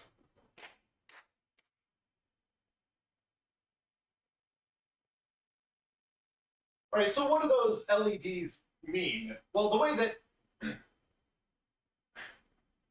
So what do those LEDs mean? Well, the way that Fleto modified the ROMs is that pretty much everything is intact, except that whenever it hits a failure, instead of just kicking up a code that says there was a RAM checkerboard failure, it actually kicks out a specific pattern and then a value to tell us which RAM failed the checkerboard pattern. And so that specific pattern is 1111000, followed by a 0000111, followed by a 0000111, and then it kicks off a 0100, and then it kicks off a 010, and then a 4-digit number, and then it kicks off a 010, and then a 4-bit binary value that tells us which RAM chip has gone bad. So in this case, it's 0101, which stands for 5. So D5 is our RAM that has failed. The way that the RAM is laid out here is that these two are parity, and then it counts up. So this is 0, 1, 2, 3, 4, 5, 6, 7. Then come down to 8, 9, 10, 11, 12, 13, 14, 15. So 0, 1, 2, 3, 4, 1, 2, 3, 4, 5. Fuck. All right, let's just start. Glad I'm not the only one that screws up when I film. So what do those LEDs mean? Well, the way that Fleto modified the ROMs is that everything is intact, except for that whenever it detects a RAM fault, instead of just kicking off with the code that we look up in the manual to say that there was a RAM checkerboard failure, it actually puts out a very unique pattern to let us know which RAM chip failed the checkerboard pattern. And so that pattern that Fleto's ROMs kicks out is 11111000 followed by 0000111. This kind of lets us get our bearings. And then it gives us a 010 followed with, and then it gives us a 010 and then a 4-bit binary value that tells us which RAM chip went bad. In this case, 0101, which stands for 5. So D5 is our bit that is bad, and the way that the DRAM here is laid out is these two ones on the bottom are parity, and then we count up on the right. So 0, 1, 2, 3, 4, 5, 6, 7, 8, 9, 10, 11, 12, all the way up to 15. So 7, 6, 5, 5 should be this one. And we can verify that that is D5 by putting the digital multimeter here on pin 64 of the MC68000 here, which is D5, and that should be right. Yeah, there it is. Here, beeping. So that chip right there is the bad 4164. We need to remove that, replace it with a new one, and hopefully that fixes our DeLua.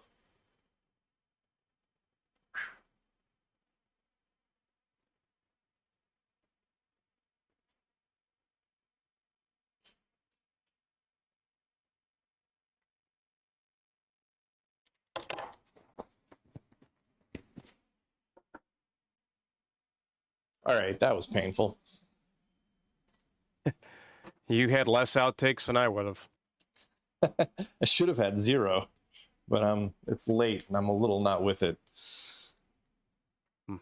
I would have made so many mistakes on the counting of pins with my dyslexia. Well, yeah, so it was the counting of pins and the counting of binary lights. It was just really tripping me up today. And the fact that, like, knowing that you guys are listening, it shouldn't make a difference because, you know, you guys watch the videos. Well, you don't have to, but I'm guessing that some of y'all watch the videos. So I shouldn't be embarrassed by y'all listening to the words that I say, but I am. No, just think of it this way. At least if you screw something up and you don't hear it, if we're listening, we'll tell you before it gets into the video. That too, yeah. Well, I'll catch it on the edit usually. I'm surprised that Commodore Z hasn't sent me a message. In the previous episode, I said the wrong D sub connector name for the 15 pin. I'm pretty sure it was a DA15. And I said, yeah, those the connector names are kind of a sticking point with a few people. Well, it always annoyed me too, but you know, I was always told, get over it. No one cares. Yeah, DA. Most people don't know what a DA connector is, except like me, because of Apple and what I work with. I mean, I try to get it right because, you know, Z's got a point. They do have specific names for a reason, and so I try to get it right because that's the respectful thing to do. That's the right thing to do. But I said the wrong one and I didn't correct myself. Yeah, well, one problem with the being correct thing is if you go and try to look up a DE9, you're going to get very few results versus the wrong one, which is DB9. Oh, so. Yeah. Especially if you're on Amazon. Yep. And DigiKey. DigiKey technically doesn't have it right in a lot of places too. Yep. Because they gotta make it match what people search for. Square the Elder has also subscribed. Oh, hey! Oh, yeah. Thank you for the subscription, man. Square the Elder. I thought it was Where the Elder. Like, where'd the Elder go? Thank you for the Prime sub, man. He escaped. What's up, Final Revival? Yeah, you're kind of catching a little bit of the behind the scenes on this one. Usually I don't do that on the it's not Friday night, but I don't do that on the Twitch streams. But this week is a little pressed for time. I've got just Tuesday, Wednesday, Thursday remaining to film 2 full episodes.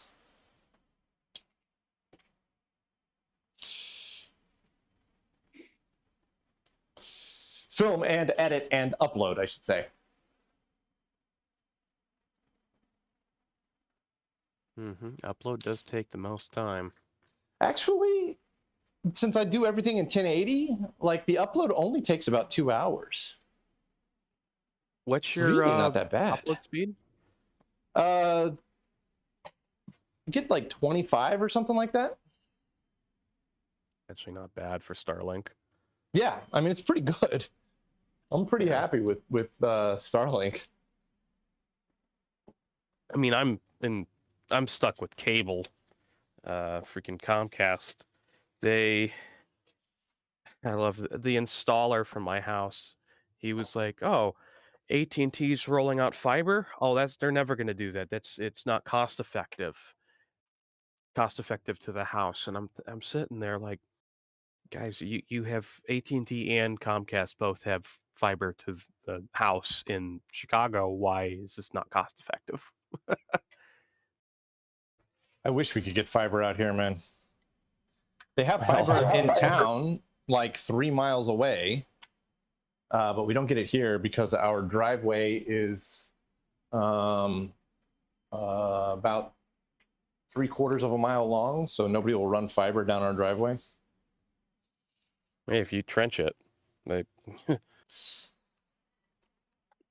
Now, if you've got to pay for a last mile build out, that stuff gets expensive fast. Yeah. yeah.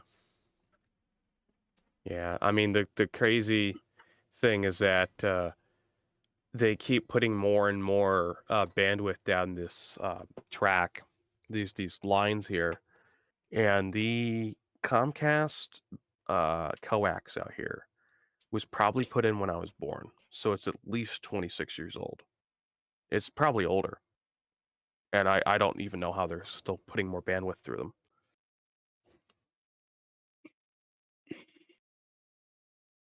They probably aren't. It's probably just massively oversold. No, well, when we first had cable here, because we've always had cable internet,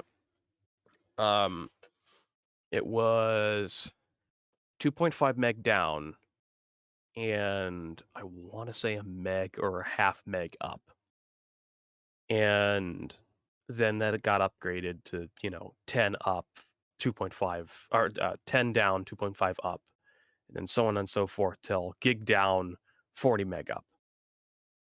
I still don't get a gig down, man.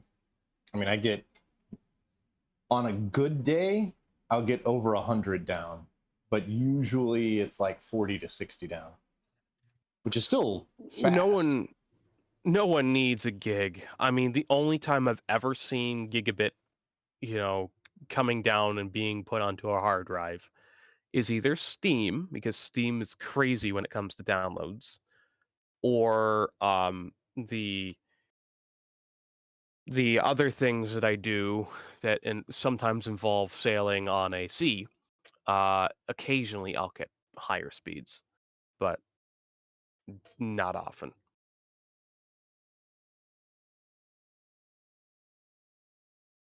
Oh yeah, Linux ISOs. No, I just like boating, and occasionally I want internet there, so I really like fast internet.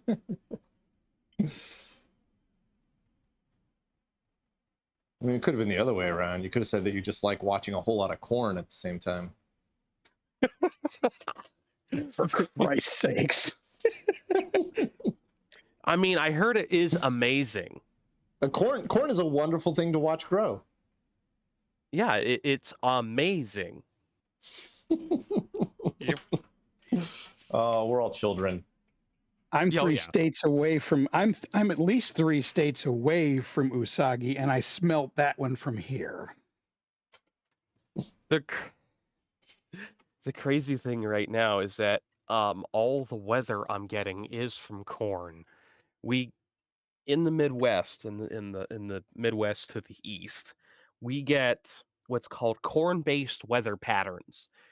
The corn sweats a lot of moisture out of it in the baking sun, and we just get these torrential storms just because of the amount of moisture coming off of the corn. It's, oh my god. I like how this went from so like hard.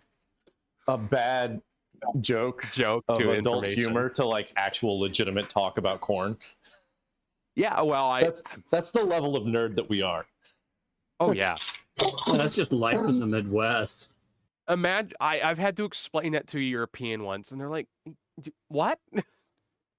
Yeah, there's the whole everybody, the internet has Godwin's law where the discussion always eventually leads to what, whereas here in the Midwest I don't know whose law it is, Gomer's law maybe. Every discussion eventually turns to agribusiness. Oh God. Yeah, but corn is like an operating system. It's got a kernel. But it's no, it's a rough shell. one. The shell, It's right? a shell. But what's the cob then? It's impossible to do on camera.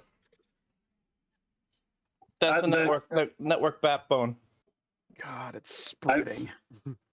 I saw a picture the other day of corn fog. In the right weather conditions, you get thick fog from corn. Oh yes, yes we do. I have driven through it. It is not fun. It's the Midwest has its own weird weather, and then Tornado Alley shifting upwards towards me is just like, wait.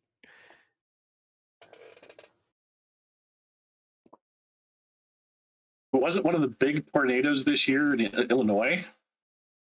Oh, we're Was that number last year? one with tornadoes this year. We are surpassing every single state with the amount of tornadoes we have. I believe in the first the first month of summer, we had 194 confirmed tornadoes. And the stereotypical Kansas and Nebraska get all the tornadoes, or Kansas and Oklahoma get all the tornadoes. They were like 3 and 4. I don't know what's going on this year.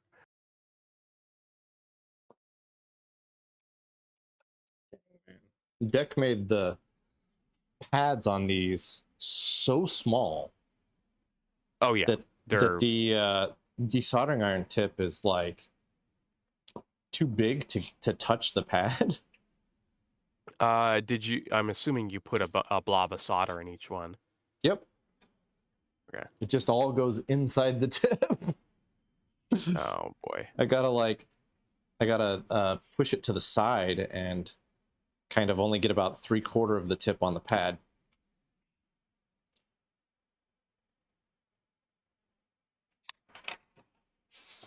But it's slow. Gotta give It slowly you the, gets there though.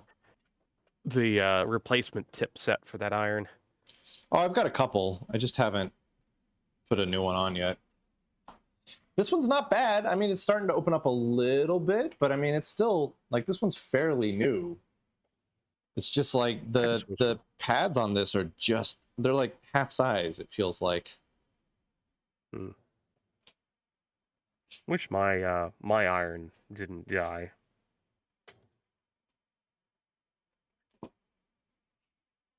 I'm realizing I that had you guys one are of probably those. just like looking at the back of my head while I'm doing this. No, we can see what you're doing. Mostly. There we go.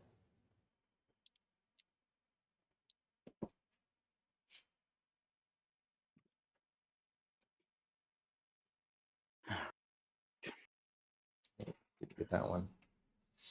Downside with this iron is that I just you guys aren't gonna be able to see that. I just cut my thumbnail.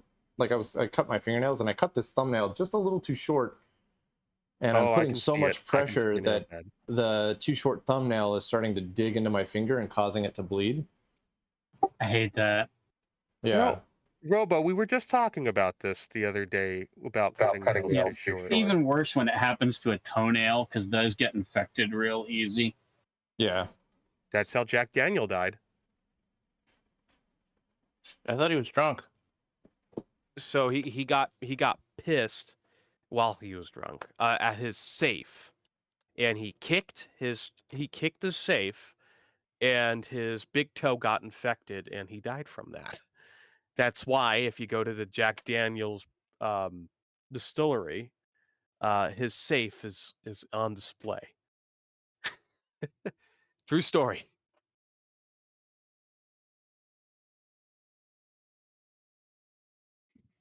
All right, we're almost there. We only got 4 more to do.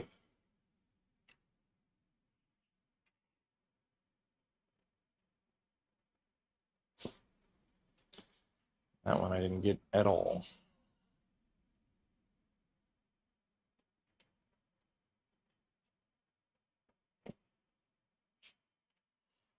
Oh.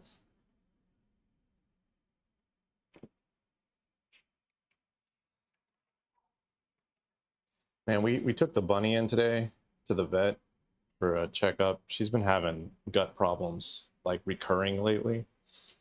And she's been fine. So we had a issue on Friday. Friday she didn't poop hardly at all. She didn't really want to eat. So we ran up to the vet and got some like emergency motility medicine. And she recovered like Friday afternoon. Totally back to normal, eating just fine. Same for Saturday, same for Sunday. But we set up an appointment on Monday today to take her in first thing in the morning.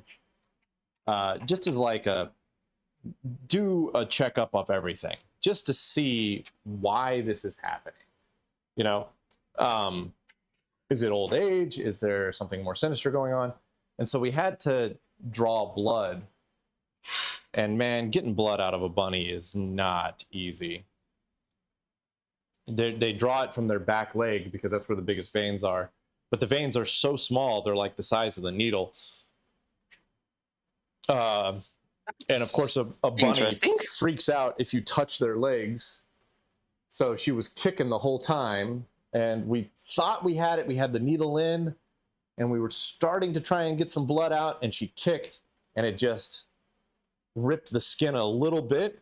And then we had all the blood we needed. Unfortunately. Oh, no.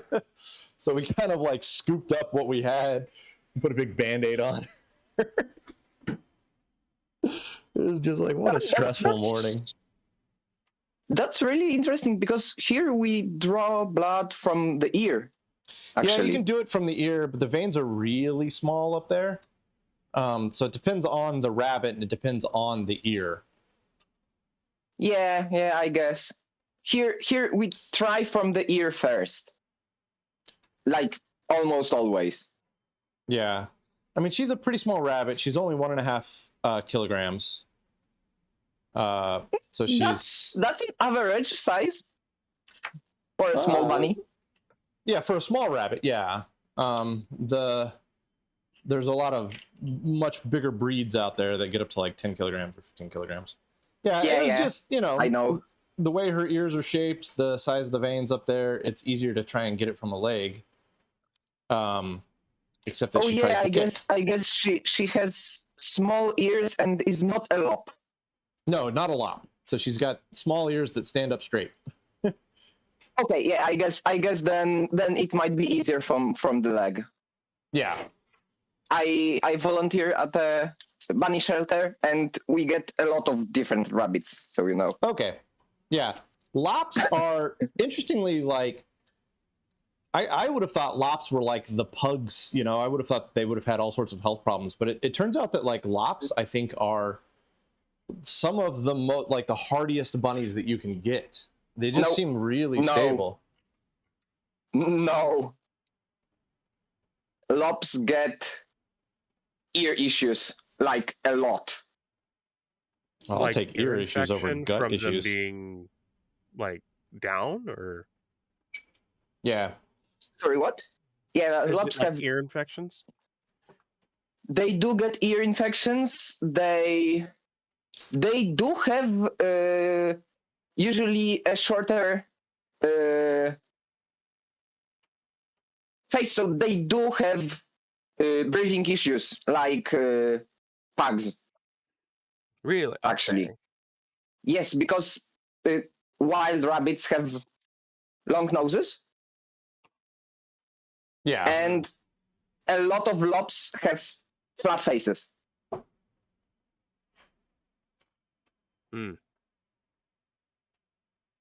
But we've had just like the traditional mutt rabbit for all three of our bunnies, and all three of them have had chronic gut issues. And it seems like lops, that doesn't seem to be as common in lops. This is just purely anecdotal evidence from people I've met that had lops. My sister-in-law, she had a lop, and that bunny lived to 11 without a single gut issue at all, ever.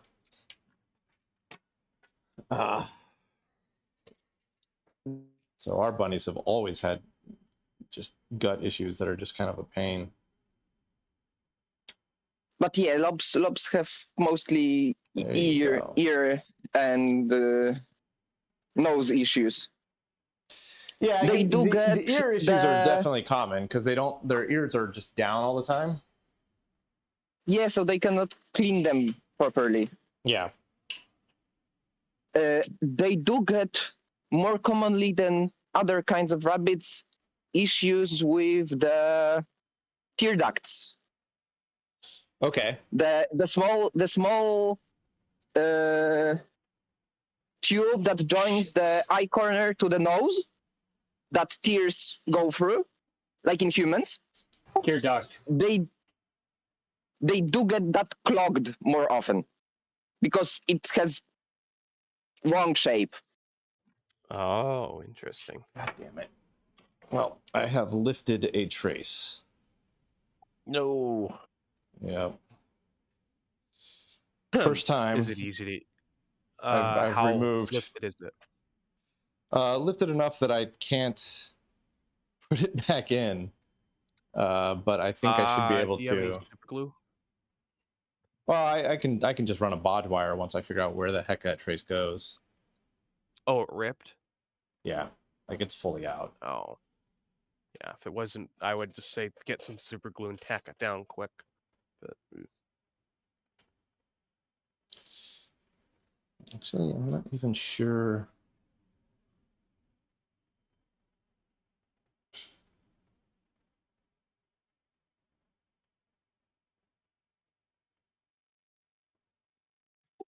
Is this a chance to use the microscope?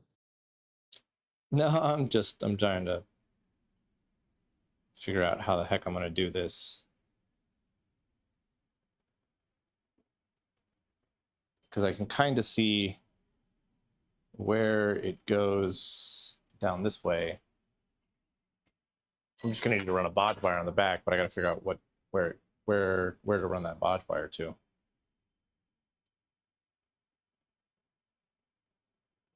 It looks like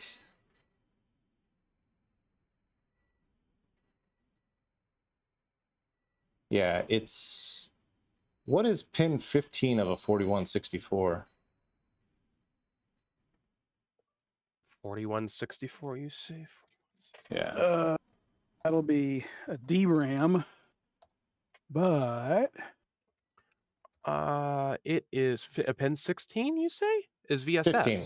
15. 15 CAS CAS. active high column Yes. address. Okay, that would explain why they're all tied together.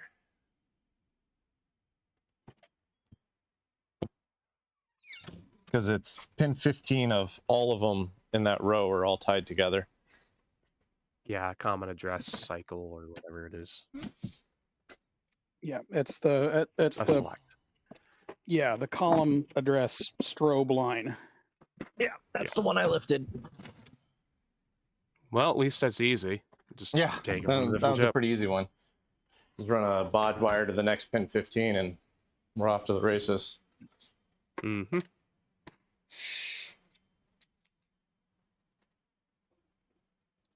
My package is now at the carrier. Well, good. Nice. Now, if only my other one would have shipped. To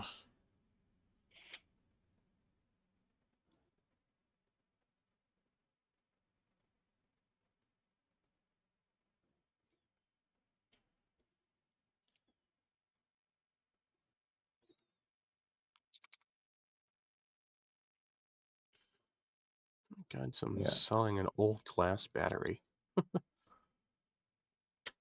This one fought me a little more than I wanted to coming out.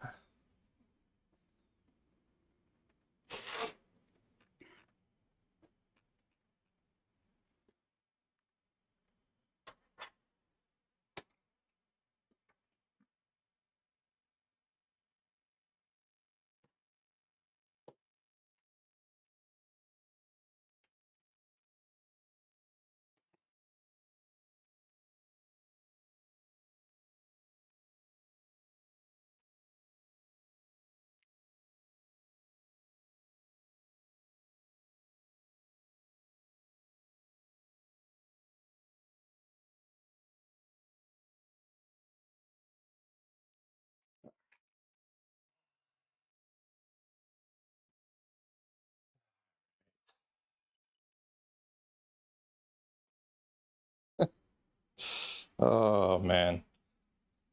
The other day when I was coming back from getting the FPS 100, I was just like, as I was blasting down the highway at 150 kilometers an hour, I was just like, my life is so weird because I'm in a right-hand drive car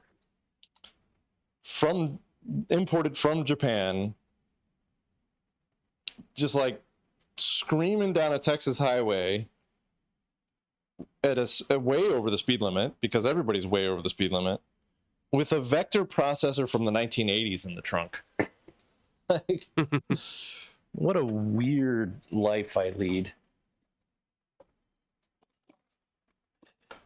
I think most of our hobby is just a weird thing. I mean, Yeah. I drove from Atlanta to here, to Illinois, to buy a freaking, what was it? To truck something I bought sight unseen, a tape recorder. Like, who does that? Me. Yep. We're all weird in our own way. I mean, it's my brother likes to call it different branches of the nerd tree. So like, you know, we'll do a 14-hour, I would do a 14-hour road trip for a old vector processor, but that's really no different than somebody doing a 14-hour road trip for like an old RX-7 or, you know, whatever, an old Ford Model Pinball 32 or, machine. you know, whatever, or an old pinball machine or something. Like, it's all the same thing. We're all just, you know, chasing our hobbies. It's just the hobbies are ever so slightly different.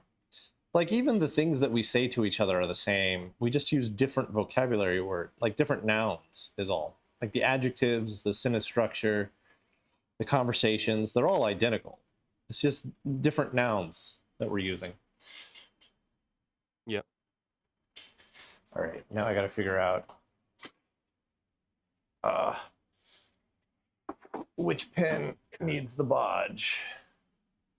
Pin 15.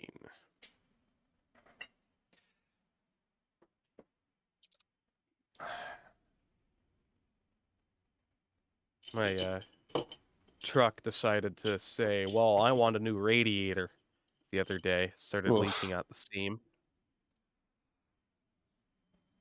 So I went to Rock Auto and bought, you know, upper, lower radiator hose in the radiator. I go out to my car, drive it to see if it's actually leaking from where I thought it was. Fix itself. I've been driving it every day now. Nope, fine. Won't leak anymore. All right. So I have a radiator coming from Rock Auto for no reason. Nah, you'll need it eventually.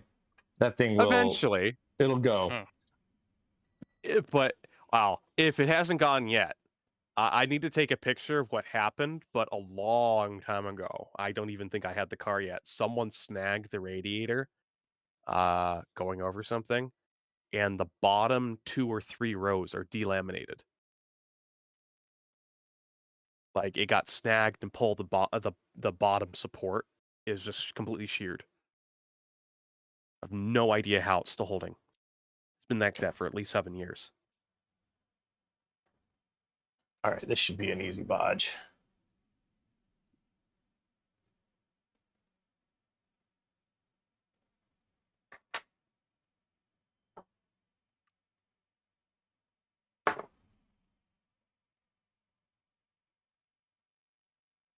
Oh yeah, Thor Drake makes a good point. When the corrosion corrodes just right to fix the leak. I've had that more than once. Plumbing and buildings.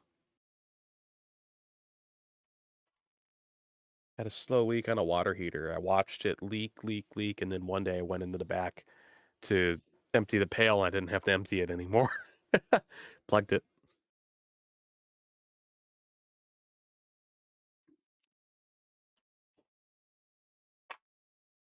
Right. Just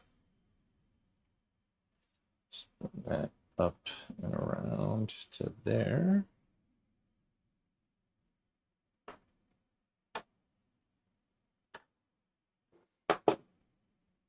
How do you get rid of flux on the back of a thing, man? 99% isopropyl alcohol and a toothbrush, and then just hose it down with more alcohol. I was gonna say, that just makes it sticky, man. That's what I've been doing, and the whole thing is just sticky back here. That's what you. So the trick, and this is what I've done for years. You set it in a whatever to run off and not get everywhere because everything else would be sticky. You just keep rinsing it with isopropyl while you're scrubbing it, and it'll eventually come off the board. Sounds like I that's a usually take lot one of of the- isopropyl. Or Yep. if you're like me and are impatient, MG Chemicals 4140. Yeah, that too. That's just expensive. I mean, depending upon how much you need at a time, yeah, you're right. It's like that when I got this last can, it was $17 for the can, but at the same time, I've had it for probably the better part of a year and haven't even used a third of it. How good does it work on rosin? Very. So Oh, I pull I the have to fix I it. pull the same trick that you do, except I use a microfiber cloth in between the Oh yeah, that works too. the toothbrush, and it just the flux remover just chews it up and just it just soaks up into the cloth, and you lift it away and there's nothing left on the board. I don't know. It's- I went to Ace Hardware and they had a gallon of 99% in a can, and I'm like, I'll get that. Seriously, my Ace Hardware doesn't carry. It only carries 70% IPA, and it's only in small bottles, man. This was in a huge jug. I don't even know why they have it. I think it was a leftover from COVID. But this Ace Hardware is no joke, though. The one I live near, it's a big Ace, and they also have a massive rental center. Like I can get a fairly sizable Ditch Witch, like that could be almost a Caterpillar on treads. Well, that's I interesting. could just rent and tow. The Kaz line for the parity bit is different.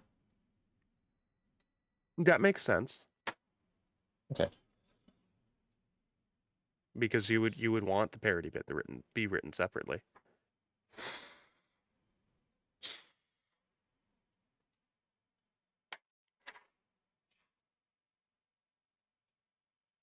All right. Like, what's the biggest thing I can rent from that Ace? I'm curious. Crisis averted. Hopefully. Oh, Nuku. What'll we have no power What'll be now. funny is if now the problem mysteriously goes away because it turns out this trace was marginal to begin with. Oh god. Well, it would be hard to tell whether it was the chip or the trace unless I test the old chip. But if it works, I ain't testing jack. I'm just running with it.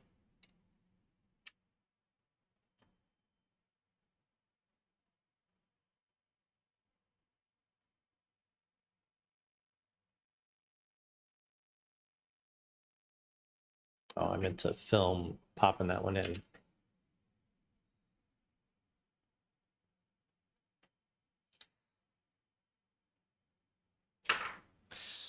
All right. I can buy a 66-foot straight boom lift from them or rent them.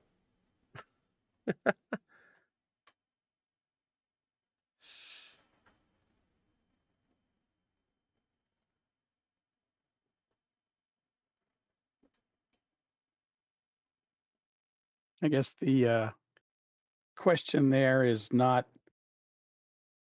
isn't, or rather the question that you ask is why, and the answer there is not because you need any of it, it's just because it's there. Damn it. Hey, I've rented stuff from them. They're good people. So. Now, my truck could not haul that, but Chip here.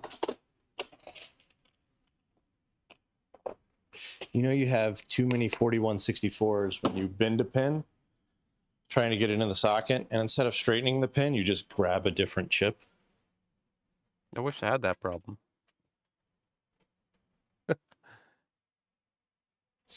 I wish I forgot had what that it- problem, but with 41256s. Yeah. Oh, yeah. I forgot what it was. I had some massive board that somebody had donated that was just full to the brim of 4164s, and I don't know what the system was for, and they were all socketed, so I just pulled all the 4164s, kept them for myself. That's a good way of doing it. So now I've got a bunch of TMS 4164s here.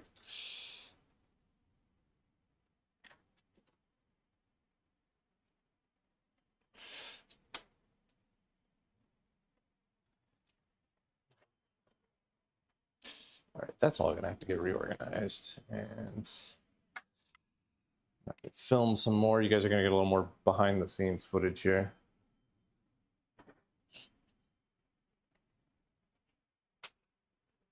Oh no.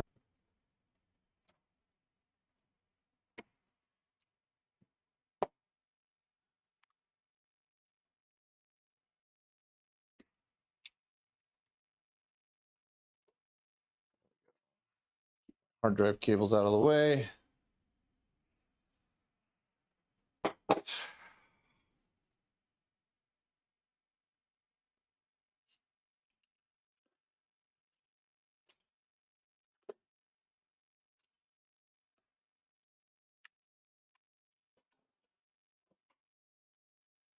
So I think if it passes all of its tests, the lights should just go off. Now I don't have a cable or a link hooked up, so it may fall on some kind of different error, but we'll see what happens here. All right, I gotta set y'all down for a second.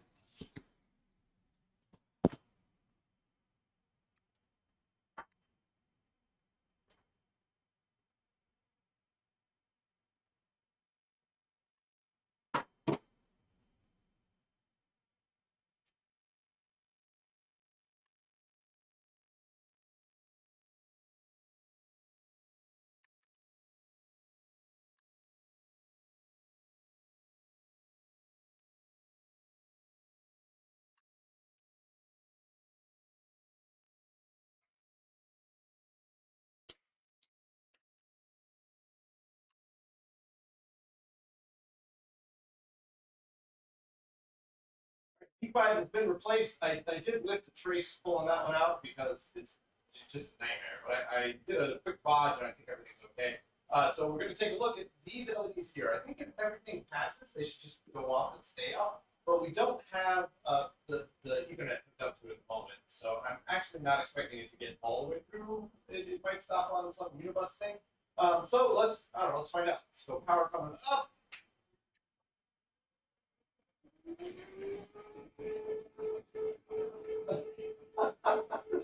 Oh no! Looks like we have maybe one more bad IC.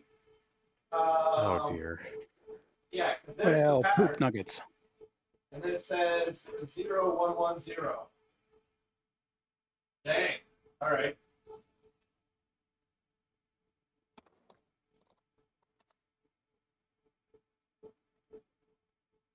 Is it a different error than before? Or wasn't it 0? Was it 1 0 1 0? I thought. Didn't think it was 2 1s together.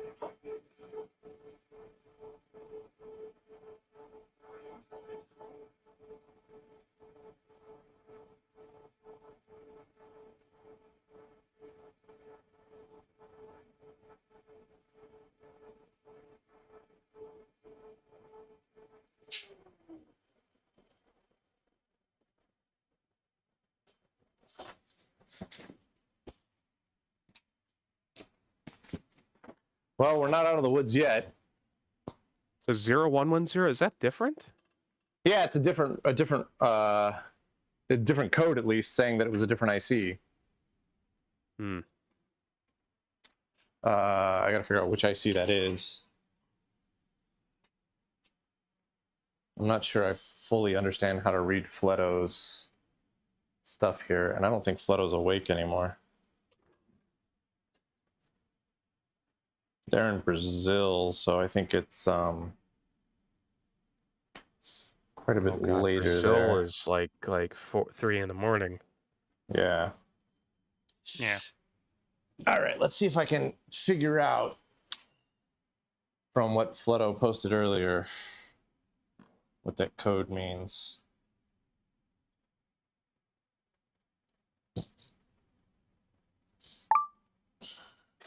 Oh, it's midnight.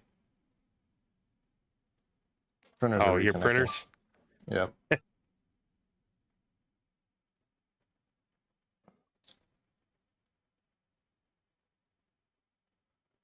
All right, let's see here. I'm not sure I fully understand.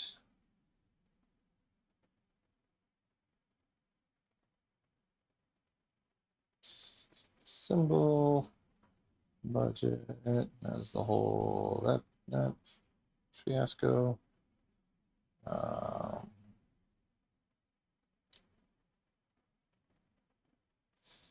Where's that post? There we go. Okay, so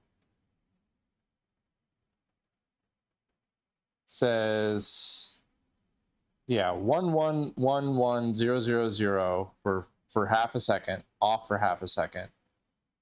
0000111 for half a second, off for half a second.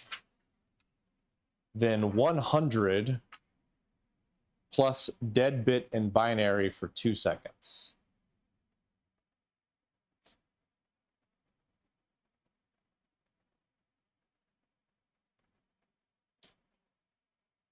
But I'm not sure that lines up correctly because I should have 16 bits. But the way that he's listed it as 100 plus dead bit doesn't line up with the LEDs that I'm seeing. So no, oh yeah, okay. So there's 100, and the dead bit is 0110. So that is actually correct. So 100, 0110. That's going to be D6. So that's the one right above it.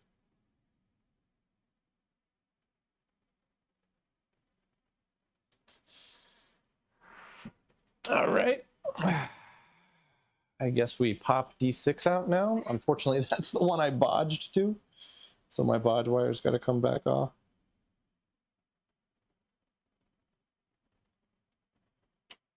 Yeah, unless I've got my lifted trace. I didn't remove it completely because it goes underneath D6 here. I hope it's not shorting D6 incorrectly.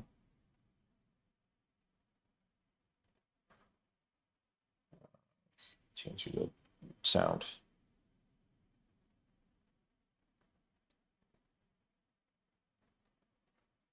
No, I think we're good on that.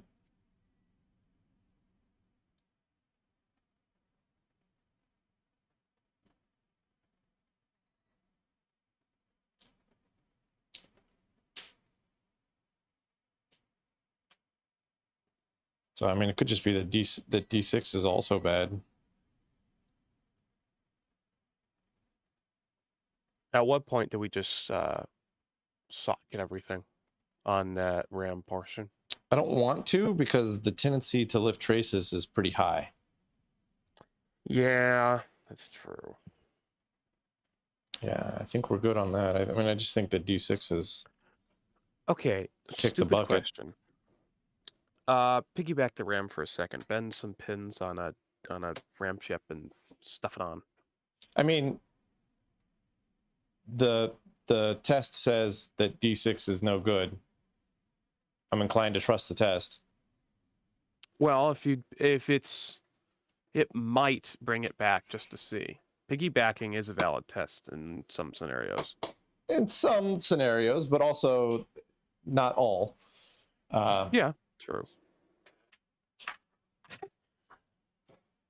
Since you're going through this, can you install sockets?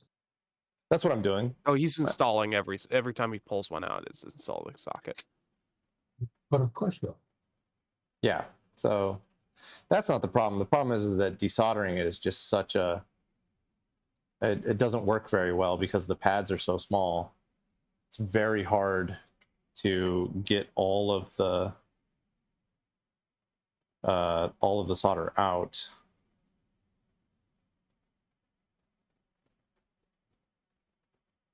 So it ends up just being this complex nightmare of almost lifting traces or lifting traces.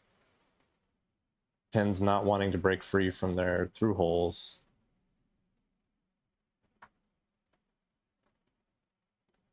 Do you have any solder wick? I do. I mean, I used it. Would that work? Oh, did it not work as well? I use a mixture of both, man. The desoldering iron and solder wick. I used both on that last one that lifted a trace. Hmm. They're just not great. I mean, the pads are so small that they don't have any purchase on the board. So just a little bit of the wrong pressure and you lift the trace. I mean, I've done like 6 of these now and I've only lifted 1 trace, which is saying that I'm not terrible at it, but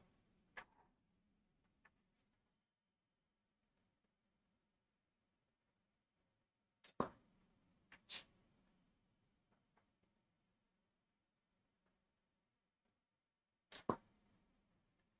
mean, I kind of am getting the hang of it, but still, like, it only takes one slight mistake for you to lift a trace.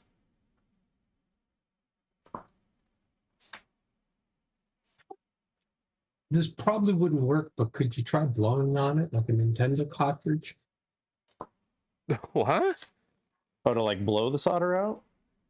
No, don't you know, remember with the Nintendo cartridges, you pick them out of the machine, blow on them, put them back, and they work.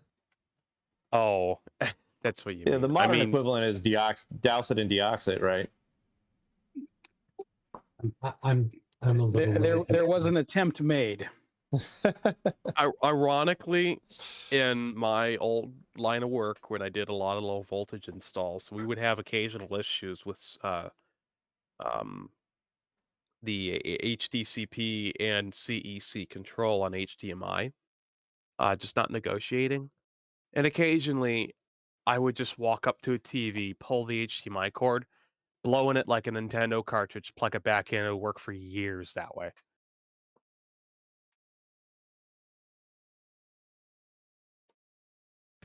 Just that marginal connection. There's a special place in hell for people that don't socket RAM chips. Yes, there's a special place in hell for people that don't socket CPUs as well. Yeah. Now, the 68K CPU on this is socketed. That's lucky.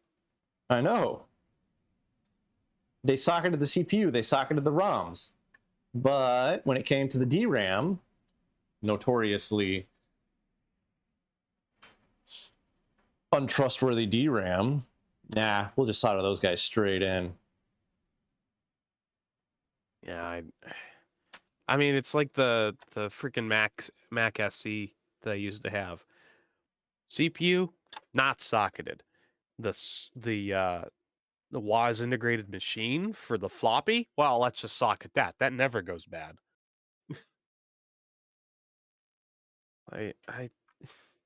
But then the ROMs weren't socketed, so it's like, what the heck were they thinking? Yeah, as penny pushers is what they were thinking. Somebody somewhere Actually, went. you know what? The ROMs were, but only certain ones. Remember, I haven't had the machine in a while. I got mad at it and then gave it to someone to scavenge parts. That's So I gotta believe with a board like that, that because I've seen like Apple IIs that are kind of the same way, where it's like it's catch as catch can, which ones are socketed and which ones aren't.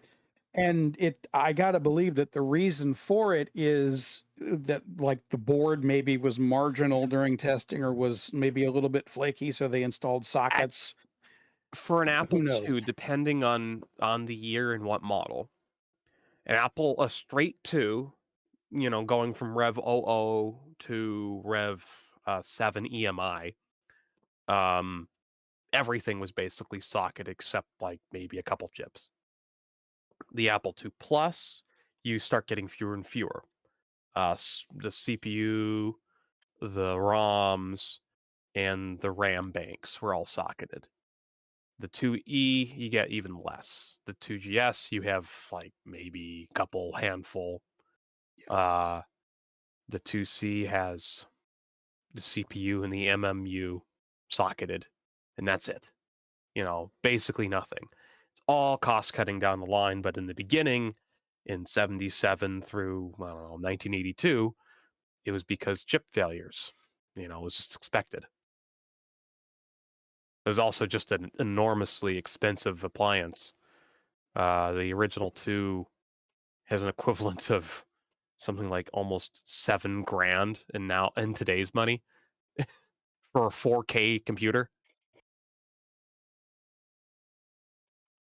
That's the thing about the PDP 1144 that is really hard to express, is like, you go, oh yeah, okay, so it's got 4 megabytes of RAM, and you're like, I don't think you understand how ludicrous that is. Like 1979, that's an amazing amount. Yeah, it was 4 megabytes, and I'm pretty sure it was released in 79. It might have been 80, but right around there. So like, at that point in time, the IBM PC had like what, 32K? 64 was base. There you go, 64K, and you could maybe expand it to like 640K, I think, if you had infinite money. Yes. You could Yeah, take that was a good- almost any of them. You could take to a megabyte if you had enough. If you had the right peripherals, you could. The original IBM computer actually could not page that high, if I'm not mistaken. The original ROM just didn't know what to do. It actually made PC DOS insanely slow. I forget the reason. Tube Time is way more knowledgeable on this than I am. But there were certain things about the original Rev A that were very quickly abandoned because of those reasons.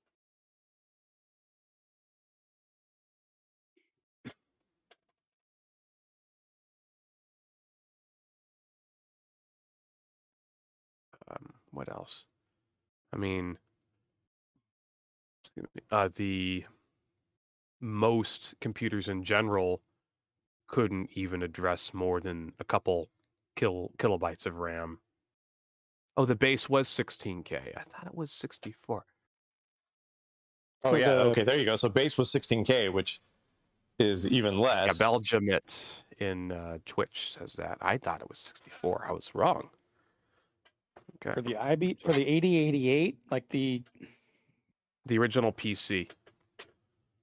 Yeah. I mean, I believe the Data Master, which was the predecessor. Let me look this up. I don't want to be wrong, but I want to say it was 32K.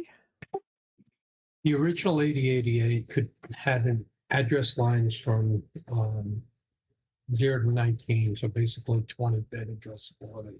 It gave it access to 1 meg of memory.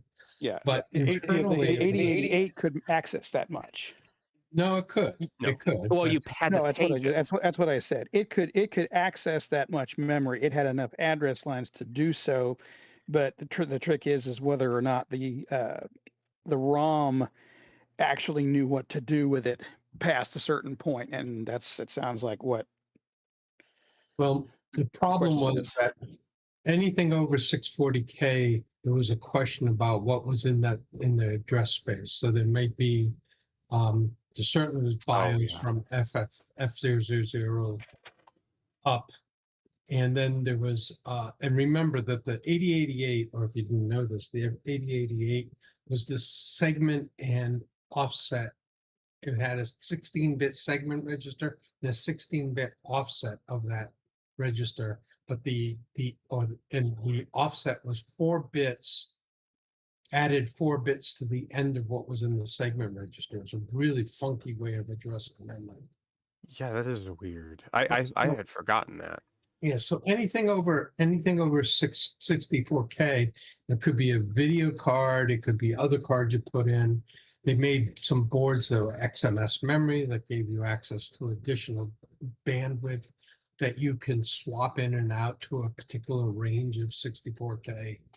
You know, a particular range in that upper memory if you want to, and they had drivers for that type of stuff. But it was very limited. Yeah, it is. Yeah, early computing is just very interesting how they worked around the silicon limitations like that. Like, why did they choose that? Well, there had to have been a reason. I wrote a lot of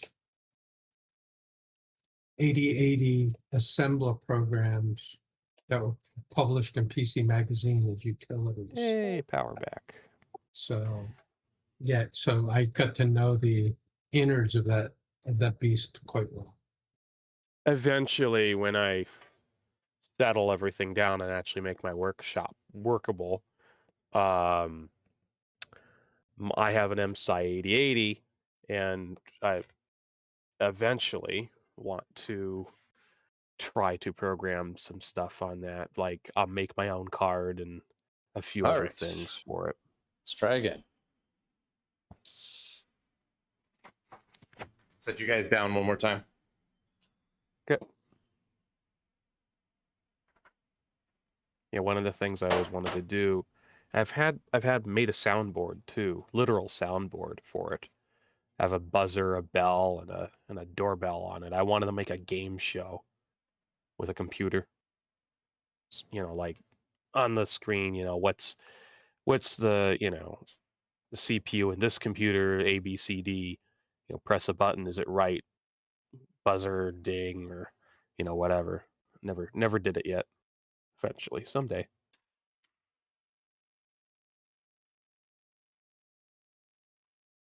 D6 has been replaced. Let's hope that there's no more that are bad. All right, power coming up.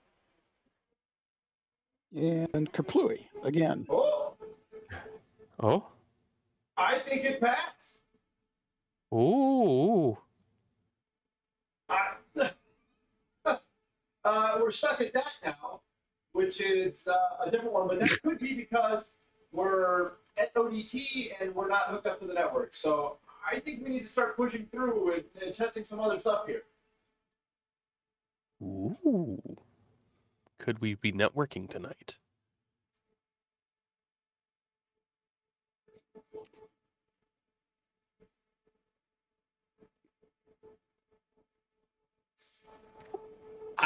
There be detnets here.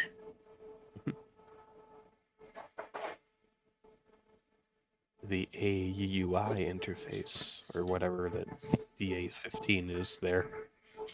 Okay, well, the good news is that I think we got past the RAM test. So you think we're networking tonight? Maybe. We stopped at someplace else, but I think it stops there because we're sitting at ODT and it's waiting for, you know, the bus to get released in a specific way. The Deuna did the same thing. Like when I booted the Deuna up, the self-test stopped somewhere in the middle that came back as like a Unibus thing. So I'm gonna see if the Lua user guide here tells me, see what this code that we ended up on the Delua user guide is. Now we might be networking tonight, but that might also kill the stream. Oh, what do you mean? Well, before, when the card was injured and I would plug in the network cable, it would blast my network so brutally that I couldn't get on the internet anymore. Oh, you fork bombed it. Okay. Yeah. So it's possible that the stream will drop out if we try to plug this thing in. Where the heck is the... Do you have another, like a small hub or switch that you could just plug that into that switch and then that into something else, like the laptop, and just have a little network in between those two? I don't have anything. I mean, I guess I could plug straight into the laptop, but the laptop... Yeah, I don't plug know it what straight into the laptop. It'll give an IP. Will the laptop dole out DHCP IP to it? DHCP, no, but you can give both your laptop and the deck a static, and then you can ping it. Or you can install a DHCP server. It's true. You Sure, are laptop on and Linux. You could do that fairly easily. All right, so D3, D4, D5 are 0. So that puts us up here in the status code. And then we have 10111. So... Oh, Just great, make sure that if just you're going to do a not gonna DHCP listen server, for that me? you take your laptop off the internet, because it will... Two DHCP servers is a bad recipe. Oh, okay, yeah. So yeah, the activity indicator, it doesn't care. 0111 is NI and Unibus halted state. Good. Yeah. All right. So hang on a sec. I'm gonna kick the camera on.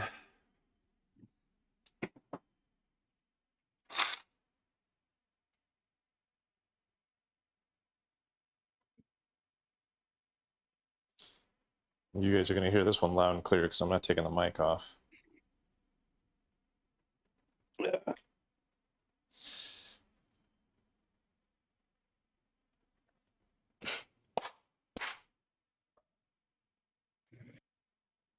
All right, check this out. These are the LEDs that we got right here, and 0111 are the ones that we care about. That lines up with this one right here, 0111. That's NI and Unibus halted state. I think at this point we need to start plugging things together and see if my router will dole out an IP to this thing, and maybe the Delua works.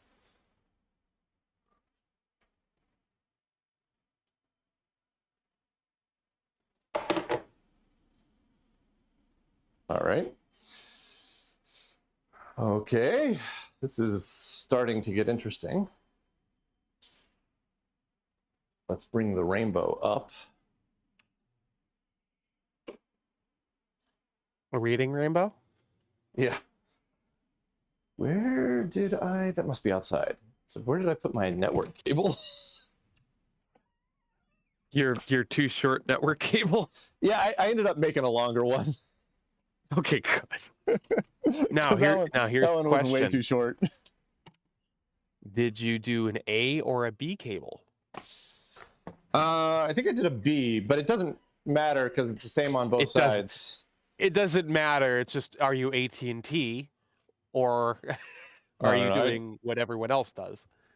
I did whatever the internet told me to do. Which is B, because you're not AT&T. That's literally the reason why it's A or B, is because AT&T put a patent on their cable split.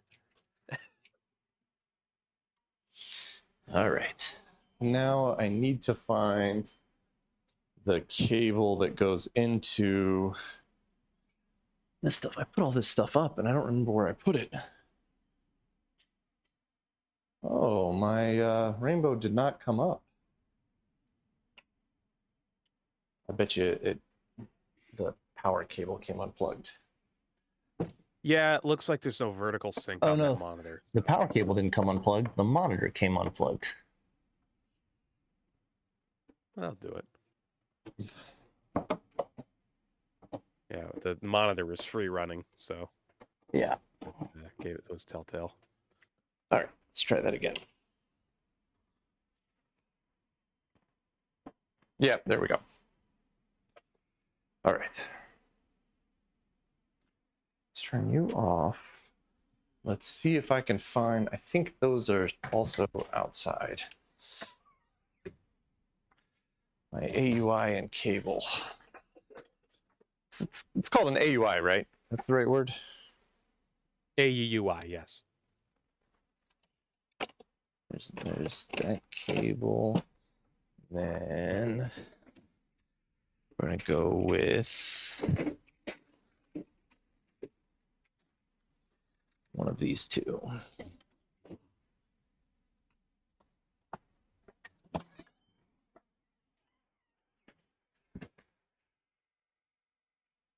Go into terminal mode here.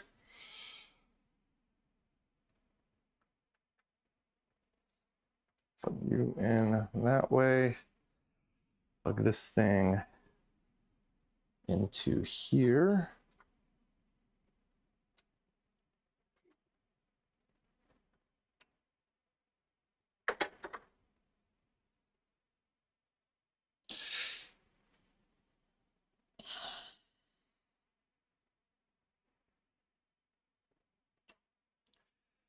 All right, you go that way. We're going for broke on this one. I'm just plugging everything in. It's all going to work just fine. We're getting on the network tonight. Stream's not going to crash. I mean, planets are going to align. Champagne will rain from the heavens.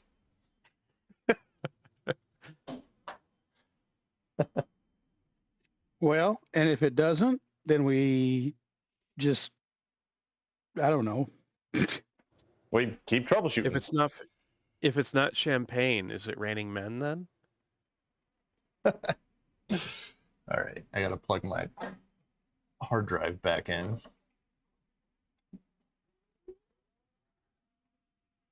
Which is now spinning up. Okay, I need my second camera. Everything, man, as soon as the camera gets involved, everything takes 4 times as long. Yep. I stopped a long time ago. I stopped filming myself working on devices because I realized how much more time it was taking. Oh, it's just a massive time sink. I basically, if I find something wrong or I do something wrong, I film it. But if it's not, you see it go from broken to fixed, one shot. Hard cut.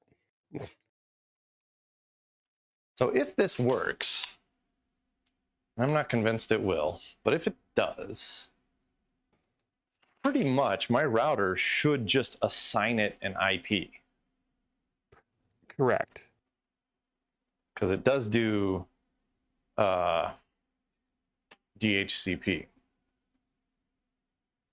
If you're now, this is a thing I noted in your video. You might want to give it a correct date and time because DHCP is time sensitive. It might not give it a lease. Oh, all right. Somebody else had mentioned date and time being important. I mean, we never got far enough for that to be an issue. Yeah, it depends on if your router even cares. Some routers just give a lease no matter what, because it's based on time, usually like 4 hours plus. But some routers are really hyper, like, no, if you are 1 minute off of the exact time, I'm not giving you one. So you never know. Well, we'll see what it does. Hopefully it doesn't crash the network. like it was doing the other day.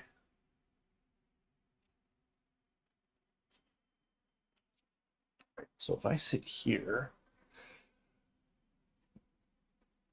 I can steer you Nope, like you get that. rated on Twitch. 14 people. Flute the cat. All right, what's up? We got raiders coming in. Flute the Cat is raiding with a party of 14. Well, what's up, Flute the Cat and raiders? Welcome. You guys are catching me right when I'm about to take my microphone and headphones off and potentially crash the stream by plugging my PDP 1144 into the network, which might crash the entire internet. So this is either going to be really epic in that I power it up, everything works perfectly, and I have a computer from 1980 on my local network with an IP address, and I can like ping Google from it. Or it's all going to go tits up and everything's going to crash, including the Twitch stream. So if the Lord wills it, let it be. There you go. Ride or die.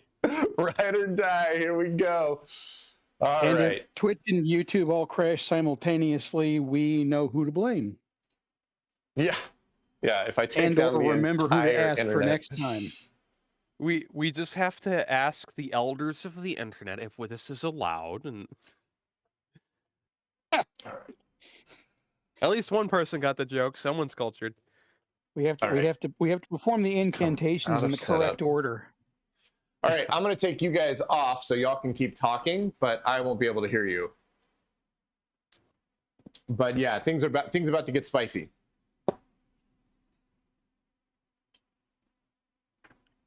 All right. Go ahead and hit record on you. You on. Record on you. You on. This is slightly Okay. baffling, but okay.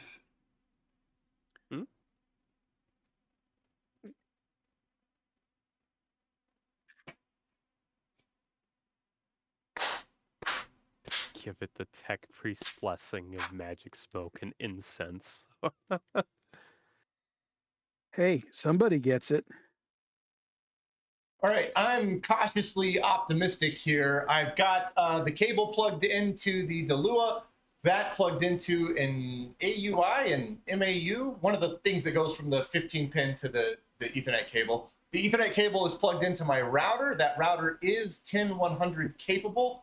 So if everything works well, it'll boot up, it'll get into RSX 11, it will assign it an IP address, and we'll be off to the races. If everything doesn't work well, it'll crash my internet. So let's give it a shot here. Power coming up. My Rainbow should act. Yeah, there we go. Console version 3.40C. Oh, still Halted alive. at 165714. This is all business as usual. So we do a B space DM to boot from the Fujitsu drive that I have in there, the SMP drive that I've got in there. This takes about 15 seconds before we get any sign of life out of it. It is the longest, most harrowing 15 seconds ever. But as soon as it says, there it goes, RSX 11M Plus version 4.6, that's booted off of like real deal spinning rust. That's pretty exciting. All right, so we're gonna let this go. It's gonna ask me a question about the date and time. Yeah, here we go. So the time is currently 00:32, and the date is, I have no idea what day it is today. What does my laptop say? The 11. 11. Oh, yeah, he doesn't hear. He can't. 11-AUG-2026.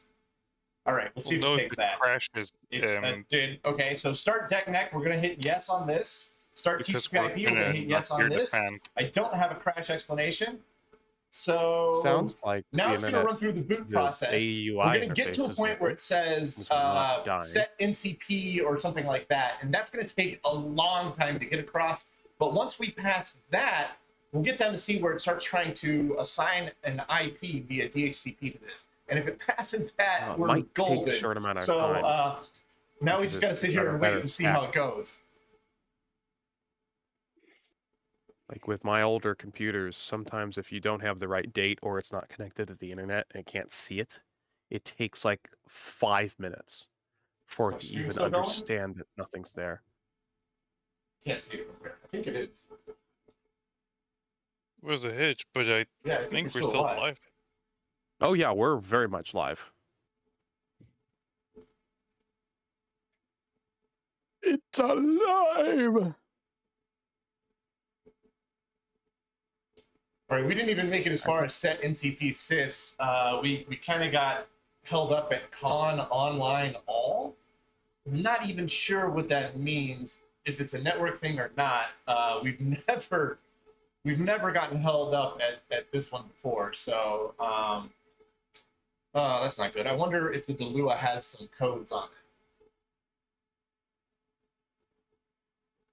I just got back. What's going on? Yeah, we definitely have a code. He on the got Delua. to the point where it's con all online, I believe was the thing. And Is this a DECnet command?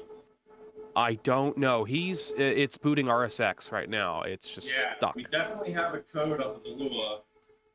We're seeing the activity like link on the occasion, but I feel like all of the LEDs should be off, so that's not great.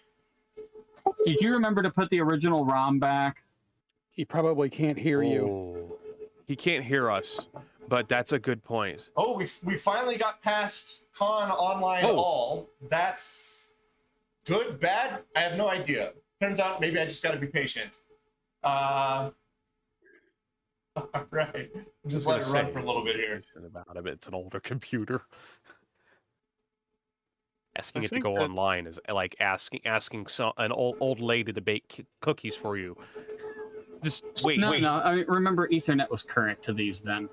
It doesn't. No, I know. But it's it's slower. There we go. This is megahertz? NCP set sys. This one definitely takes a while. So I have no idea what was going on with the other one, but I know that this one takes a little bit. So I'm just going to sit here and try and be patient for this one as well.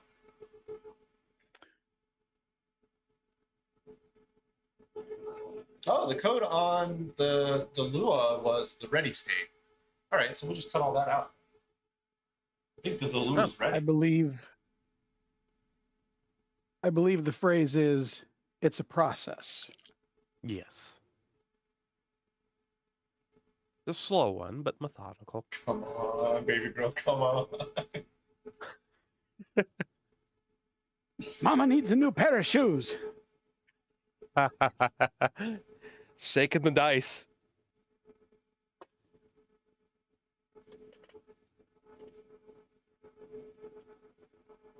God, I hate these kinds of problems where you have to wait so long for it to even give you a yes or no.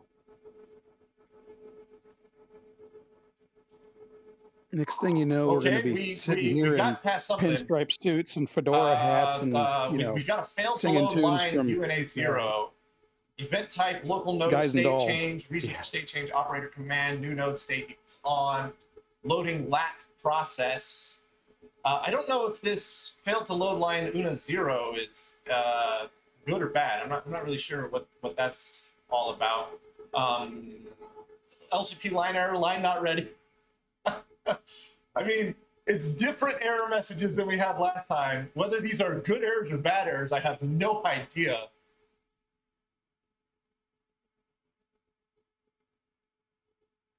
It's IFO not running, trying to start. Ethernet ACP IO error 230 on open. IFO failed to start, continued. Some errors occurred. Will renew leases in 60 seconds. Starting resolve, that went too fast. Now we're installing the Saturn software. We should get to just like the regular prompt here shortly. And then if we're having trouble with DHCP getting the right information, we should get an error message that pops up here. Because it's trying to renew the license. It's trying to renew every 60 seconds or so. The fact it didn't get one is concerning.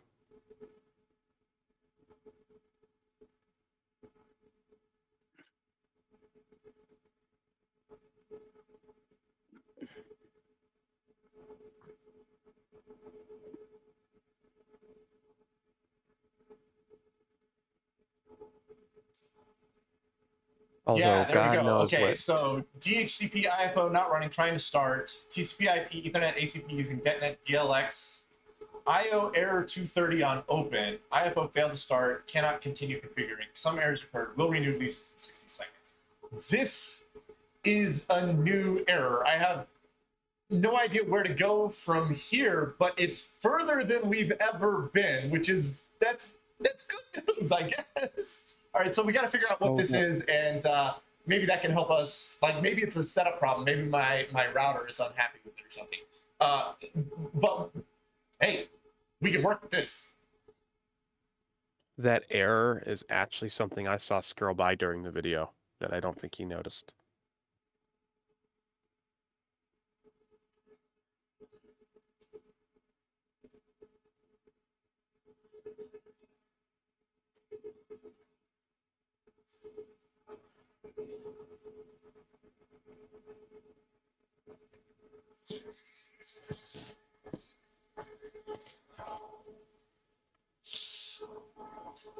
All right. So that error, I I'm gonna post a remember picture of it seeing here. that scroll by real fast in the video. It was a different error that scrolled by real fast in the video. So we're definitely at a different stage of failure here. It was? It said renew 60 seconds. I remember seeing that. Yeah, no, it definitely said that. But the reason why it failed and why it's going to have to renew were different. Oh, okay. Okay. The other question is, did you remember to put the original ROM back? I did not, but this ROM should not be any different. All of the original stuff is still there. Okay. All right. I mean, we can try it. Like, it's certainly something worth trying. I posted a picture of what the actual specific error is. I don't know what IO error 230 on open means, but that's the specific error that we're getting.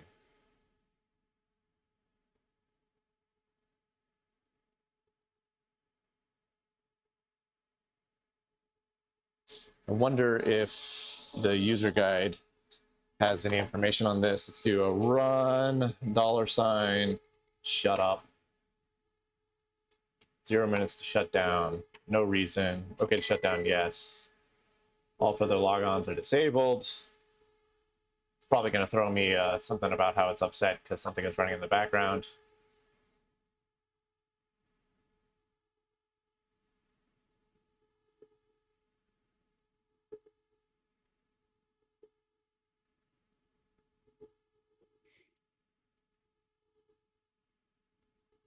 Yeah, the code that was showing up on the DeLua is just the ready state LED.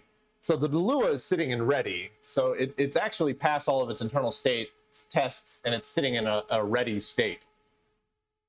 It never gets to the running state, which should be 1.1. Now, go ahead.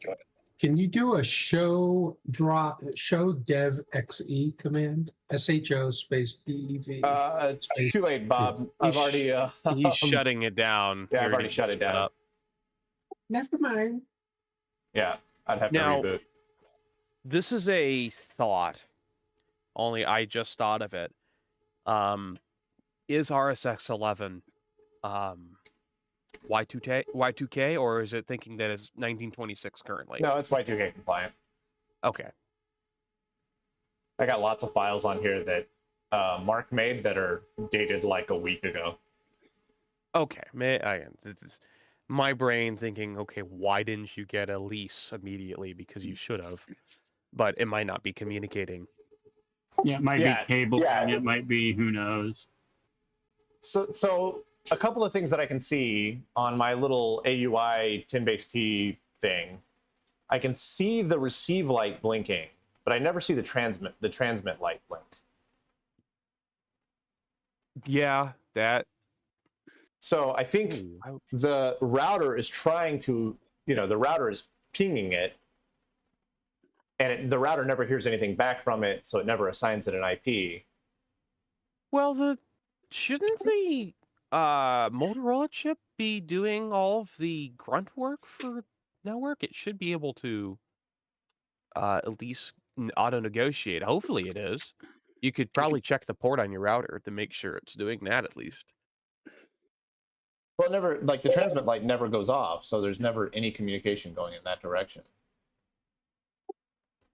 Put a bunch of,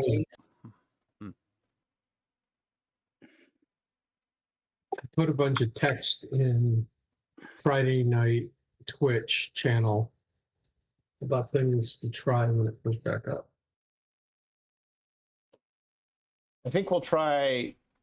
So from a hardware perspective, I think I'll try a different, 15 pin to our RJ45 thing. Just, eliminate that, and I'll put the original ROMs back in. Just as a another troubleshooting step, if you know I'm assuming it's an Asus router that's in your room, that the wireless one. If you know the IP No, of it's that, log It's in. a Netgear. Netgear, whatever, the same. I think they come out of the same factory anyway. Log into it, and look at the ports. But it doesn't. Because It doesn't do occasion- anything. It just shovels it to the main router in the house. No, but that will show you, is it auto negotiating or is it stuck in limbo? Should you and you have to force it to 10 base T, because some routers hate negotiating with something that old. I shouldn't say routers, switches, because that's a smart switch because it's a wireless router. Trying to remember. Nope, that's the. You can get a link light then. Also, check and make sure that on your AUI there is not a switch labeled SQE, and if there is, make sure it's off. So That's a good point. Also, yeah, on the also you can get a link AUI, light. this particular one has a full-on dip switch.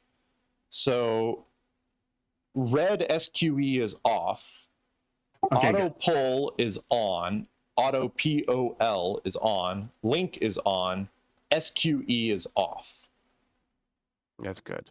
That's currently how that one's set up. But I think I might try the other one, just as a sanity thing. It's got an SQE switch, and it is also off. Yeah, it should be off, but sometimes it would get set on. What that does is enables the old pre-Ethernet standard trailer at the end of packets, and that will give everything after the Ethernet standard bits. All right. Yeah, we're just gonna swizzle some things around here as a sanity check thing.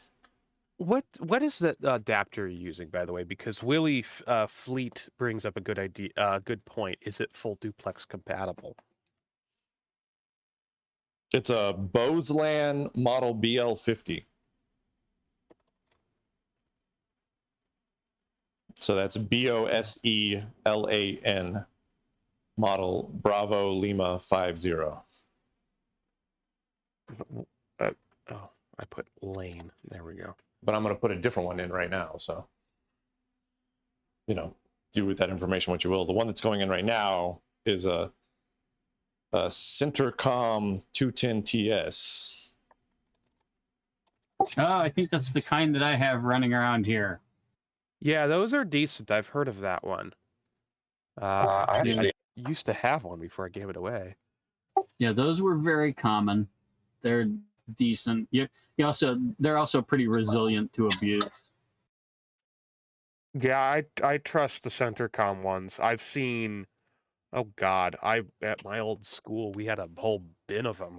If I remember right. Pop the original ROMs back in here. See if I can get them in the right order. God, you can go on eBay. How much are these on eBay? That's too much. Oh, because it's marked GE Medical Systems. Oh boy. Actually, GE Medical Systems. I wonder if it was used on a PDP. Good night, all. Oh, ya. take it easy, man.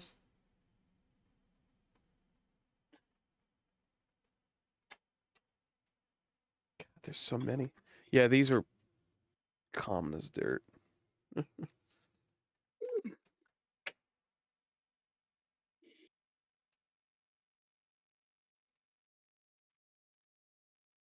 By the way, I'm That's pretty right. sure so you showed a network adapter with a BNC tap on each side of it in your Yeah. video. That's thin net. Yeah, I got a lot of comments of people saying that that's thin net.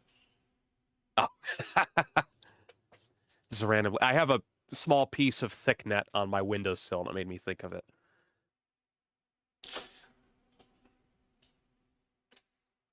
It works almost the same. It's just you don't vampire tap. Yeah. Like, I mean, by coring your coax. Yeah, I was gonna say it feels like a vampire tap that you don't actually have to punch a hole in. Yeah, my friend Joe, which you'll meet at Midwest, he's one of the people that does most of the phones. He ran a thick net setup at one of the VCFs as the LAN. Worked. Let's do a B space DM.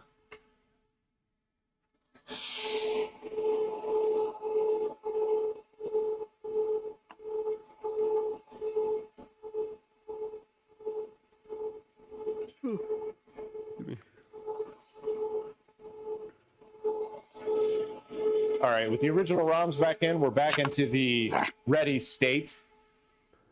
The Centercom 210TS has the link light on, the power light on, and the polarity light on. That's very good.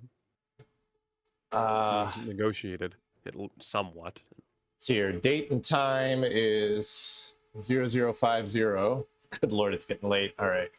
00:50 space. And I forgot what the day was. Is it the 10th? It's the 11th. 11th. 11-AUG-2026. Yes, we'll start DECnet. Yes, we'll start TCP/IP. No, we don't have a crash explanation. This Khan Online All taking forever is a weird one. That didn't used to do that before. Someone explained it. It brings all devices in the. It's Semu4 on Twitch. Khan Online All. This brings all devices in the configuration online. All controllers, units, CPUs known at the system that are physically present to answer. So it just could be taking a bunch of time because it also starts the networking stuff in the background. Yeah, I think that's what's going on. Is it's trying to start the networking stuff, and it's butting its head up against something. Or it might be waiting for link negotiation or something like that.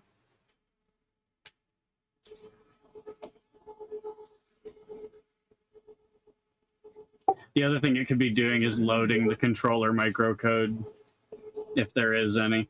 Yeah. I forgot about that. Either the Delure or Diona, I don't remember which, required microcode.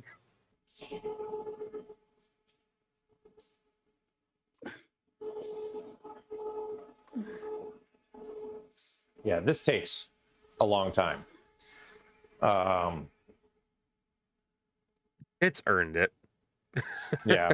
I unfortunately don't remember what the IP address to my Netgear in here is. So I don't know how to get on and check you're that not thing. on Windows, or else I would say get advanced IP scanner, but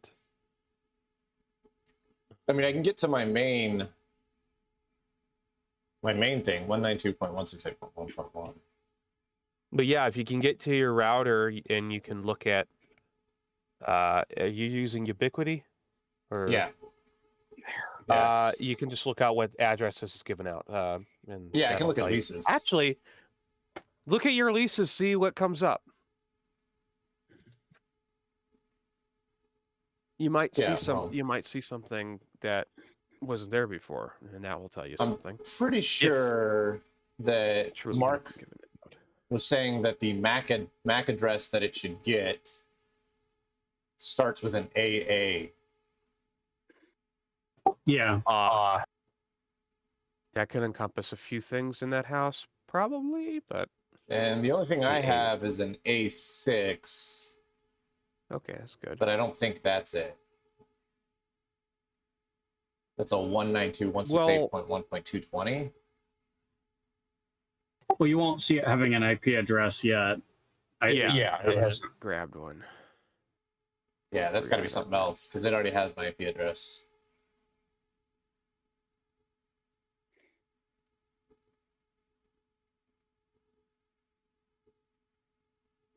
Yeah, we're on NCP set sys right now though, so my theory is that it's gonna fail in exactly the same way, and I just don't know what that way means.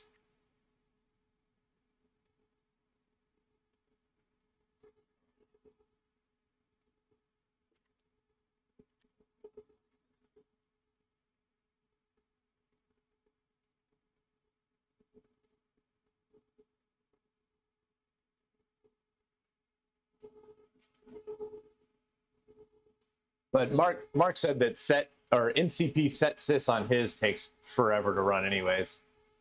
So that's normal. The failed to load line UNA-0 is a new one. I don't know what that means. That sounds software. Have you run this past XXDP? I don't have the XXDP DeLua test, so no. Oh, all right. I mean, I could like go find one, try to get it into an image, get it onto the Unibone, but like it'll take me an entire day just to get that far. Yeah, no, that's not worth going after right now. Yeah.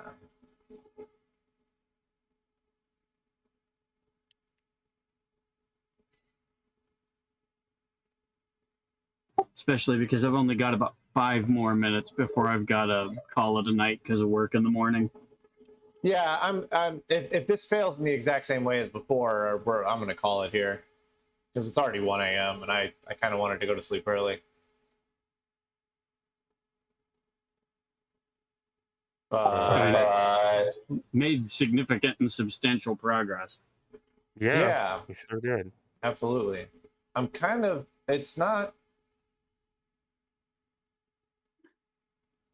It hasn't kicked up that same warning that it kicks up usually. On the AOI, are you seeing any Ethernet activity? Any transmit there it goes. receive? I just wasn't patient enough. And no, the link light is on, but it's not like flickering. And the DeLua is stuck in the ready state, not the online or running state.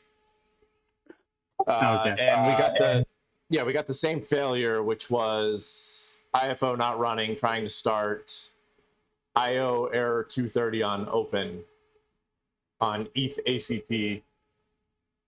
I don't know what ETH ACP is and what IO 230 means, but ACP is the name of the programming interface they use for those. okay.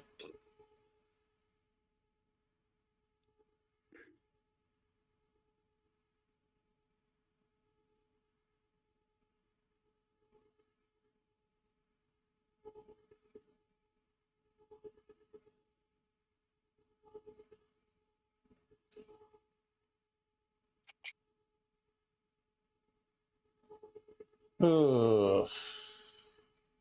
Yeah, the Ethernet protocol ACP, the message means it tried to open the Ethernet device and the open was rejected.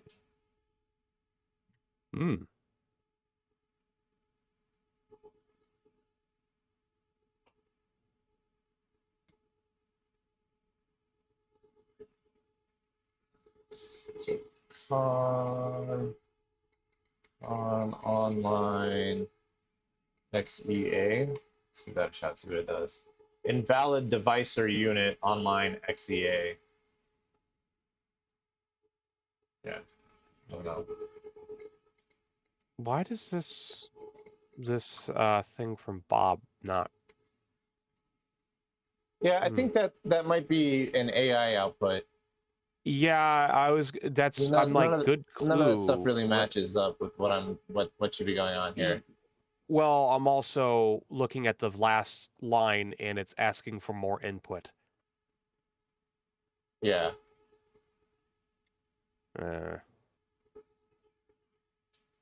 Yeah. All right. Well, I think tomorrow I'll give Mark a call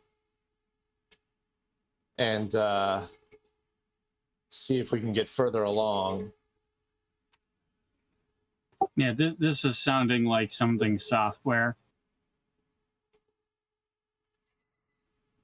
Yeah, like maybe, it could be that just my modem is just refusing to communicate with it. My router. No, it's not coming out of ready. Yeah, I don't like. I think it's not loading whatever software needs to be loaded into the like those ACP messages and so on. Those sound like software errors, not hardware errors. Yeah, DECnet is failing before TCP is starting, is what Zen said, and Yeah. that tracks. And then DECnet would be DECnet will reset the MAC address to whatever it requires, because DECnet uses the MAC address directly. It does not have an equivalent to ARP.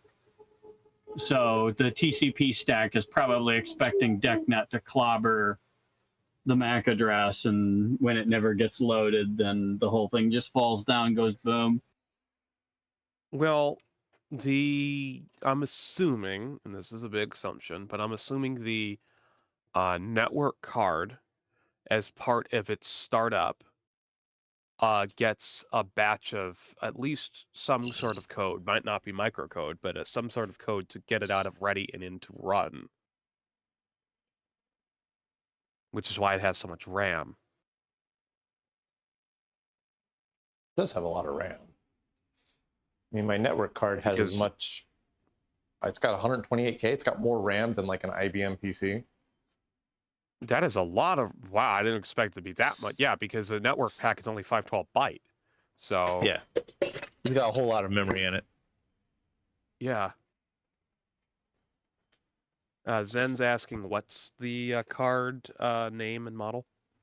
It's Delua, DELUA.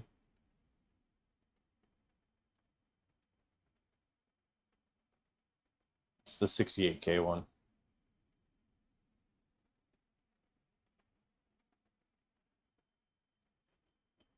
Yeah. I'm assuming he's listening.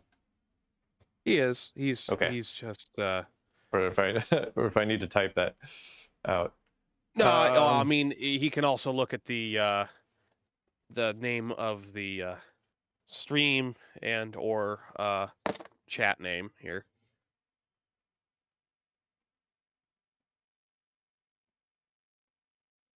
Yeah, that's really weird. Yeah, that's excellent progress. We got past our RAM checkerboard fault. It's booting all the way up. It's passing all of its self-tests. I can't imagine. I mean, it is RSX, but I can't imagine it's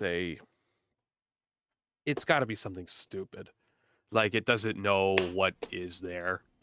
So this is set up. This is set up to pretty much the exact same setup that Mark's system is set up as, and he's got an 1144 with a Delua in it, and the operating system with all these settings works on his. So we're not totally off in the weeds. And it definitely could still be a hardware fault. Like, I'm not ruling that out yet. Well, the other thing is that DECnet was a layered product, and your RSX may not have that layered product installed.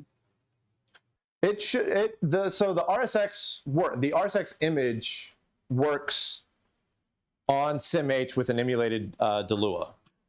Oh, all right. Okay. Yeah, that's all been confirmed.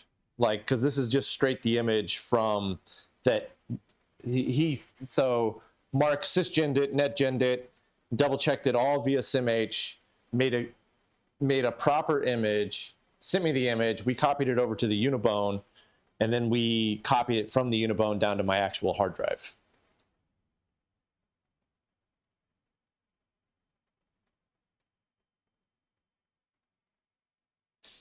So everything should work. Now, that should is holding an awful lot of weight. Yeah. Yeah. It isn't. It isn't working. It should, but it isn't. Yeah. But the you know, there's a million reasons why it could not be working. Anywhere from we still have some weird software. Aligned. Huh? The planets aren't aligned. I know, Obviously, right? You need to wait for that. Yeah. I thought we got close. I thought the planet. I mean, we didn't crash the stream. That's a win. The moon and the Earth were aligned tonight. That's all we got. There we go. I mean, you're very right that not crashing the stream is definitely a win. Yeah. I mean, I was certain it was going to crash it because when I was doing this before, I couldn't even get to Google whenever I had the 1144 on. Oh man, see, that's something that your Ubiquity might not have on. There are settings for it to like say don't do that, but also you're on a separate switch, so it might not know what to do with those packets. It's going through a very convoluted path.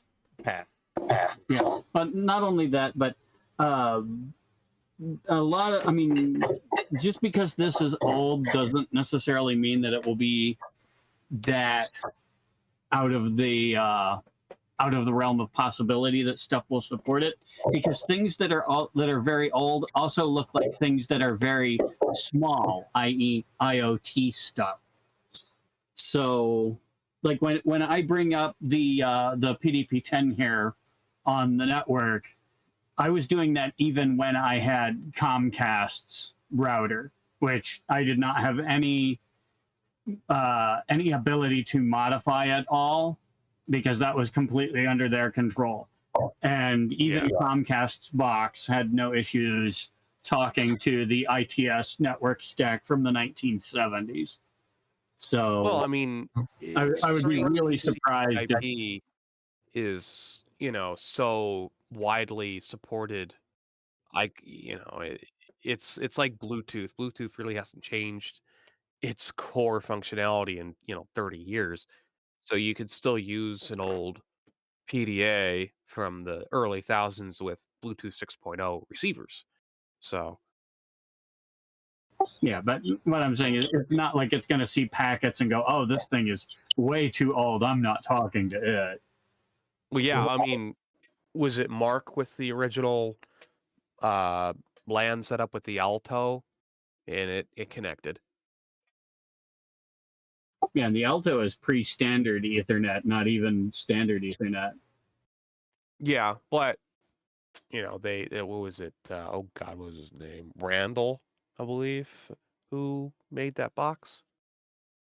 Yeah, and then I just remembered another data point. I've successfully used the multi-bus Ethernet card that's in the Lambda with that same Comcast router with no issues, and that thing was made only a couple months after the Ethernet standard was ratified. They didn't even have enough time to update the manuals to reflect that it had become a standard. So if anything would break, it would be that. That's pretty incredible. Yeah, I'm pretty sure that we're failing before it even starts communication with the router. Well, like yeah, we know whatever that. it is going down early. Yeah, the link light on the AEUI means that the AUI interface, the 10 base T interface, is negotiating what it needs to do on a base level, probably saying half duplex or full duplex. I don't know if it would be or not. Well, the AUI won't have any negotiation capability at all. It will just come up at 10 base T and look for a carrier. When it gets a carrier, it will take it and start passing messages. I thought it did base level, like just giving, hey, I can do this, and then link. No, auto negotiation is a capability added way later and requires a smart MII. Well, the one he's using is from the 90s. Yeah, I know. The what we're talking, auto negotiation capability didn't become a thing until like 96, 97, 98. And it was... I thought it was way earlier than that. I've seen routers that had auto negotiate as a switch. Okay, now remember we're talking about data rate and duplex auto negotiation, not just auto MDI crossover. The auto MDI crossover was a lot earlier, but the negotiation suite of protocols that we have now for duplex negotiation, that was pretty late in the game. I mean, Linux didn't even support it until after 2000. So I remember breaking things. We can assume that the link light means that, oh God, it's just giving what it can give, which could be anything. No. The link light means that the switch dropped a carrier at 10 base T, and the AUI picked it up, turned it around, and is exchanging message traffic. So when the link pulse comes live on the switch side, the switch is going to say, I don't see any auto negotiation traffic. This is 10 base T half duplex, and up you go. Okay. It will happen very rapidly because you don't have any negotiation steps. There's just an initial time. Well, it'll see the link pulse without the negotiation traffic before it and go, oh, 10 base T. Interesting. See, I didn't know any. I don't know the low level when it comes to that. That's very interesting. Yeah, there's a lot of like security alarm stuff that uses the very old Ethernet hardware, and they will go out of their way to not break that stuff. So the very early low level stuff is the most bulletproof. Good to know. IP phones are another thing that usually doesn't auto negotiate properly. Well, the ones that I've installed, which are Yealink, which, those have auto negotiation.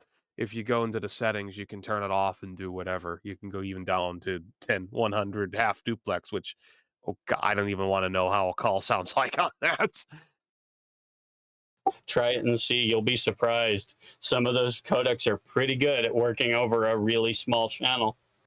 Well, it's not the small channel. It's the fact of you're turning a phone into a half duplex device, which has never been. Yeah, but you're sending packets at faster than audio rate. So it's going to appear full duplex to the user, or pretty close. So. Try it and see. You'll be, like I said, try it and see. You'll be surprised. We were doing voice over IP on half duplex modems in the late 90s. I mean, 56K. So Yeah, that's true. to answer a few questions here before we shut it down, Board Easy, there absolutely could be a setting mismatch between the hardware and the software configuration. Like there could just be something slightly different about my DeLua that doesn't match up with the emulated DeLua of SimH. I don't know how to troubleshoot that just yet. That's something we'll have to have a think about. Coder Duga, the Ethernet cable is good. I confirmed that by plugging it directly into my laptop from the router. So from router to my laptop, I was able to get online and start using the internet. Not via Wi-Fi, just via the Ethernet cable. So Ethernet cable is confirmed good. Lucasio, yeah, the card is designed to be used in a Unibus PDP 1144. I mean, Mark has an 1144 with the same DeLua in it, working just fine. So we should definitely be all right with that. And what's up, Salvage Geek? I'm sure that message was like forever ago, but how's it going?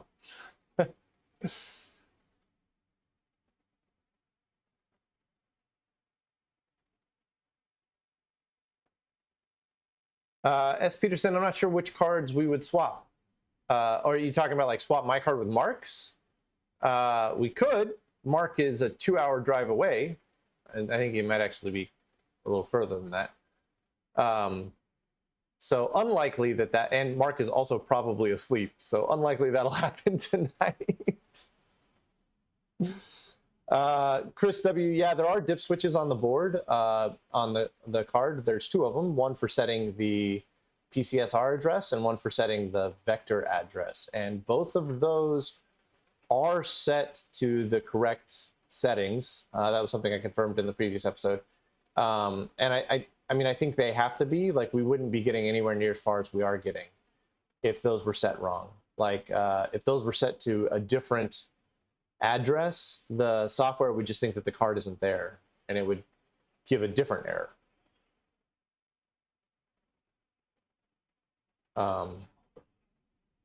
Which is actually, I think that would be closer to the error it was giving in the episode that went up on Sunday. Ugh. Ugh.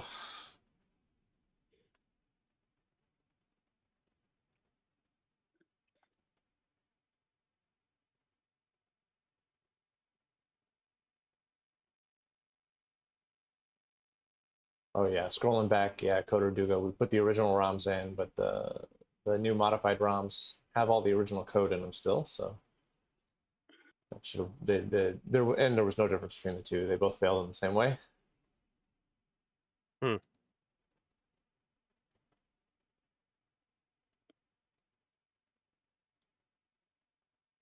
Willie Fleet, again, this is like a super old comment that you left, but the router that I have, that's my Wi-Fi router, it's a Netgear R7000 or whatever. It has 4 Ethernet ports on it, and those are all 10, 100, 1000 compatible. So the router should be able to talk to our 10BASE-T AUIs that connect up to the machine. Thordrake, it could be a silly software thing. It could also still be a hardware fault on the DeLua. Like, there could be, you know, just like maybe there's a bad buffer, and so the DeLua is trying to send out to the router and it never manages to send out to the router because the buffer is bad. I don't know how we would test for that, but that's a possibility.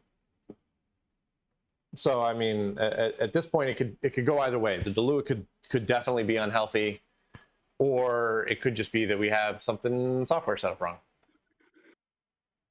Yeah, have I attempted to contact the tech support phone number? That's Mark. Mark is the tech support guy, and it's 1:17 in the morning. I think I'll let him sleep. All right, I am gonna call it here. Unfortunately, I don't think we'll have a stream for a little while because I leave on Friday for a week-long trip up to Ohio to rescue a couple of spectrometers with Mike. And that'll probably be a 7-day round trip. So it'll be a Friday to a Friday, which means that I won't do a stream that night. We probably won't do one on Saturday or Sunday, but we might do another one on Monday, the following Monday. So we might do another Monday stream. Depends on how tired I am. Please tell Mike I said hi. I will. It's gonna be a lot of chilling in the car. So we got, I think, 3,000 miles to go. It'd be fun if you were there with us, but I don't know if we'd have space for you. Yes, I wish I could be. It was. We've I got mean, a long way to go and a short time to get there. yeah.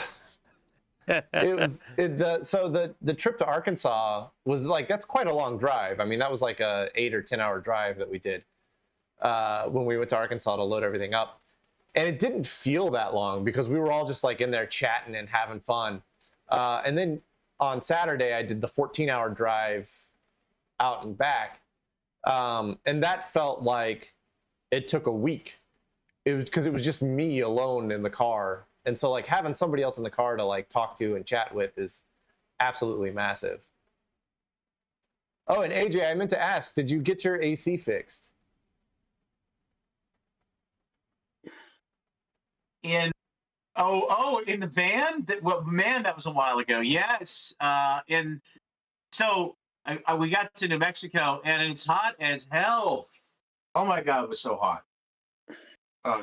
And so I did in the middle of the night, cussing at myself on the gravel outside of the hotel parking lot, getting that belt on. Did you manage to break that bolt loose that I was afraid was going to strip out? No, you were correct. It was stripped, and by that time I had already gotten another tensioner, which had to be replaced. But at that point now, I'm working on my own because Neve is not. That's just not his, skill set to be able to lend a hand with that kind of thing. Yeah. That and he doesn't have the stamina for heat exhaustion that I do, so I didn't want to put him through that. Nor does he know how to work from midnight to 4 a.m. underneath the vehicle and still live with himself like I do. So we made the right call not trying to pull that tensioner off. You were absolutely right once again. I only wish that what I was kicking myself for is that we didn't try to do that while we were at your place when there was still time to get a tensioner, because oh my God, that would have saved me so much hassle. Yeah, so if we'd have done it, like if we'd have started on it when you first got there, exactly, we'd have gone, oh, you need a new tensioner, and then we would call O'Reilly's and they would have one the next day. Exactly. But it was like less than 12 hours before you guys needed to be on the road. I know. And so I was kicking myself without seeing that. Yeah. All right. Well, I'm glad that it actually ended up the tensioner was bad and I wasn't just being a nervous Nelly. Oh no, you were spot on once again. You need to know that. I only wish I'd listened sooner. Yeah. Well, that's the thing. Like AJ and I were in there. We're trying to put a new belt on his van for the AC, but in order to get the AC belt on, you have to take the main serpentine belt off. And in order to get the main serpentine belt off, you got to loosen up the tensioner. And I'm putting more and more pressure on this tensioner, and it's not moving. And the bolt is like twisting and getting tighter. And I'm like, this is like, if I put any more pressure into this, we're going to snap something. And then you lose the tensioner for the everything. Like as it sits right now, it still runs. Yeah. One of the things that made it so miserable was that the tensioner, it had no spring left. And when I put the new tensioner in,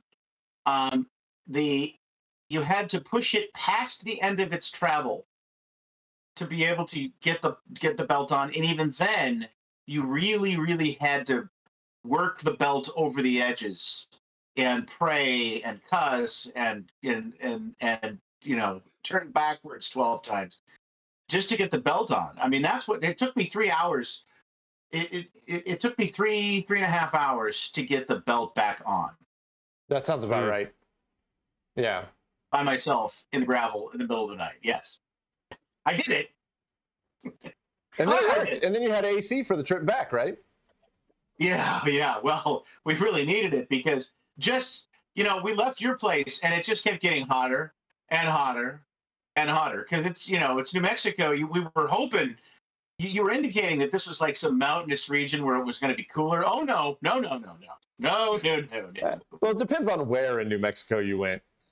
Yeah, it was the hot as hell part. All right. Isn't And, there and a hell I- New I will- Mexico? I will certainly say that I now have spent a few days becoming very intimate with the Texas Panhandle, never having done that before. So that was a joy, and I mean that more sincerely than not, because it's just long rolling hills of nothing. Yeah. Yeah. Oh, and minor drama in the middle of that. We stopped in Amarillo for some lunch, and then for the entire rest of the time that we were in Texas, which was a whole other day, Yes. Yep. Verizon decided to cut fiber, which affected the entire state of Texas. Oh Okay. God. So- yeah, I remember that.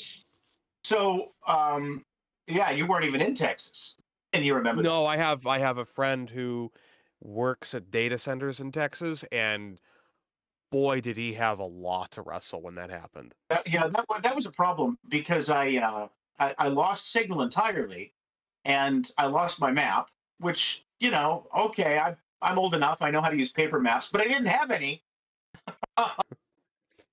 Oh no. So now you got to go find some place that's still selling paper maps. Well, no, what I was trying to do was I tried to stop at a gas station, use their Wi-Fi, get my map back, and then just don't turn it off, right? It'll keep the map without signal, Yeah. but you just can't get the map without signal. Well, that's when I realized it wasn't just me. When I stopped at a gas station, I said, "Yeah, we're down because Verizon had a fiber cut. We can't even run our ATM's down too." No, Like, geez, are it? this is way better than me. Oh, wait. I wonder if that was the day I went to. No, that was different. I went to Billy Jackson's to pick up some parts, to pick up a battery. And he was like, yeah, whole system's down. But I think that was unrelated. I think that was later. Yeah, this would have been 2 days after you saw me last. Yeah. So I think this was later than that. I gotta bail. Good night, everybody. All right, take Good it night. easy. I'm gonna bail too. It's wavering over here. It's beyond my bedtime. Yes, well, now you know the rest of the story, and I thank you. And it's too bad we haven't been able to catch up since then. I know. Well, it's been busy on both ends, I think. Oh yes, and that will continue. Yes. I still haven't heard back from the Tony Sale people, so I have no idea whether I'm going to the UK or not. So as soon as I thought, find based out, on your Huh? announcements, you were not going to. well, I don't know. I guess I'm gonna have to send them an email that's like, listen, guys, I need to know now. Because if I'm not going, then I'm going to Pittsburgh after Midwest. But if I am going, then I'm just gonna fly straight home from Midwest and get my stuff squared away so I can get ready to go to the UK. But I don't know. So I haven't bought my plane ticket to Midwest yet, which is also starting to give me a little bit of anxiety. So yeah, I think I'm gonna send them an email tomorrow. Maybe it's like, hey, could at least just like if I'm not in the running, just say, hey, you're not in the running, and I'm good, right? Like, Well, no, you still have your hotel reservation though, right? yeah, I've got my hotel reservation. It's just whether I go to Pittsburgh after Midwest or not.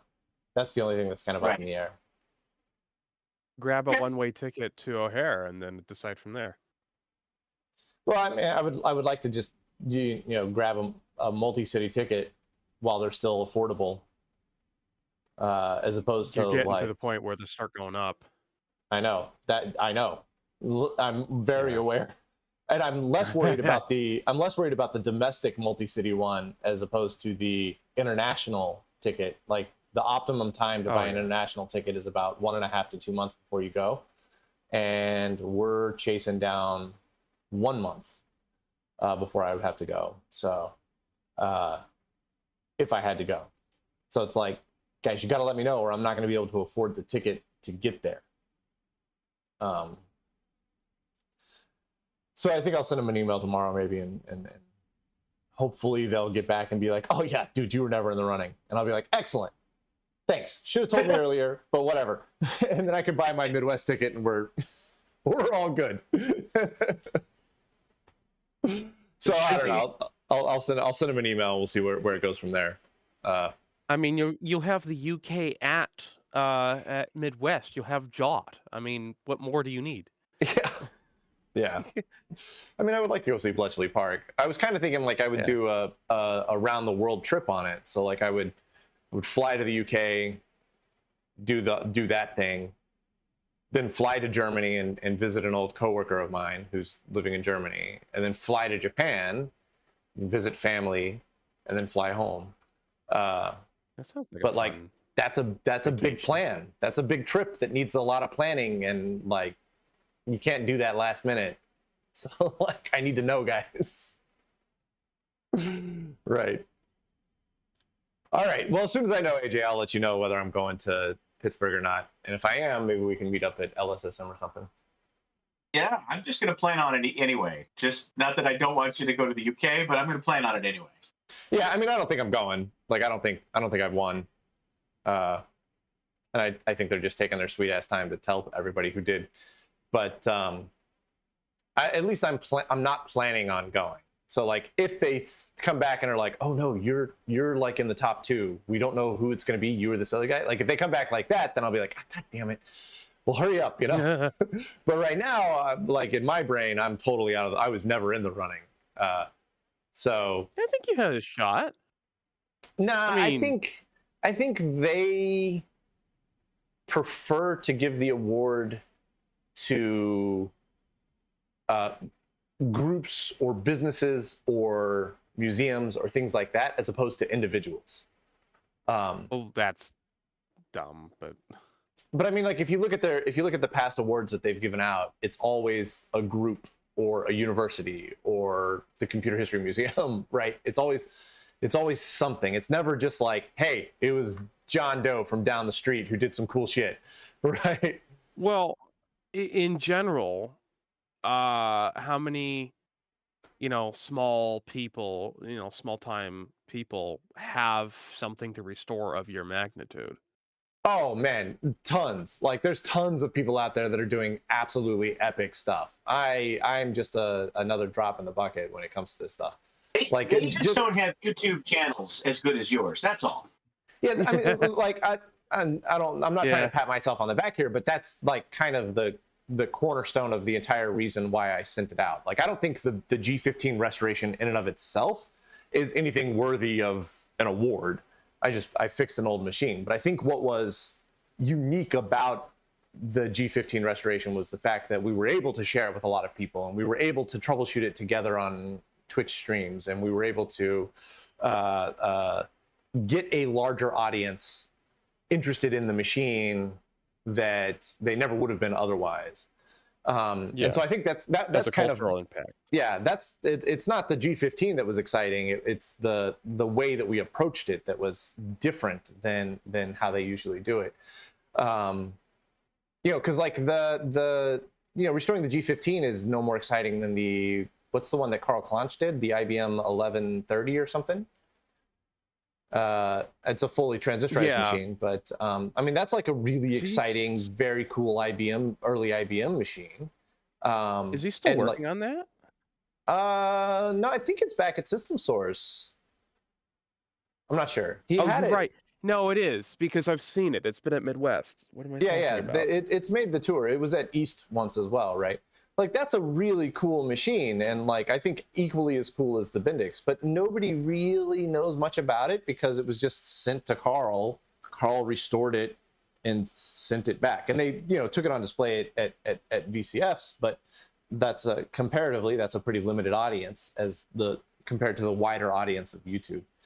And so I think the machine itself, sure, it's the oldest running digital computer in America, but whatever. Has that been confirmed?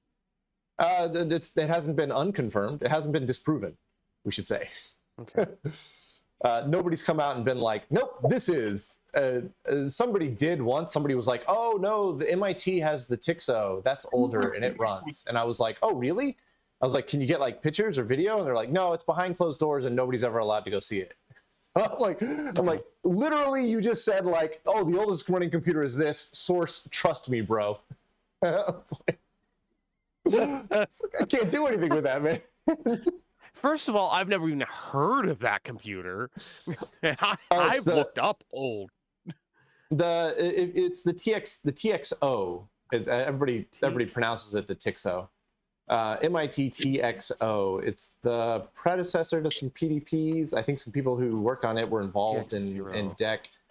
I mean, it's a pretty important machine in computing history, and it is like 1955 fully transistorized. Like it's incredibly early for transistors, and oh god, it uses surface barrier transistors.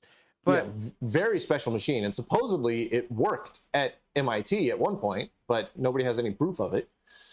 You know, because they're like, oh, it's behind closed doors, nobody can see it, nobody's allowed to touch it, we don't demonstrate it for anybody. Oh, but it works, trust us. You know, I can't imagine it does. Surface barrier transistors are notoriously very bad. Yeah, well, I mean, whether it does or doesn't, there's zero evidence to prove one way or the other. Yeah. Yeah. Yeah. And so that's the thing, is like I didn't even know this existed. And the the Wikipedia stream article just crashed at 1:30. Yes, it did. Oh man. All right. When it comes back, I'll tell people that that's a sign from God that it's time to go to bed. Yeah, I mean, I've looked up a lot of old computers to research them and just know. There we go. This is reconnection successful. So for the Twitch viewers, I did not just sign off without saying goodnight. It actually just legitimately crashed. It should be back now, but now that it's back, I'm going to bed. So now I am actually going to hang up. Thank you all so much for hanging out with us tonight, and we hope to see you in the next one, whenever that one may be. It might be on a Monday again. So take it easy, everybody.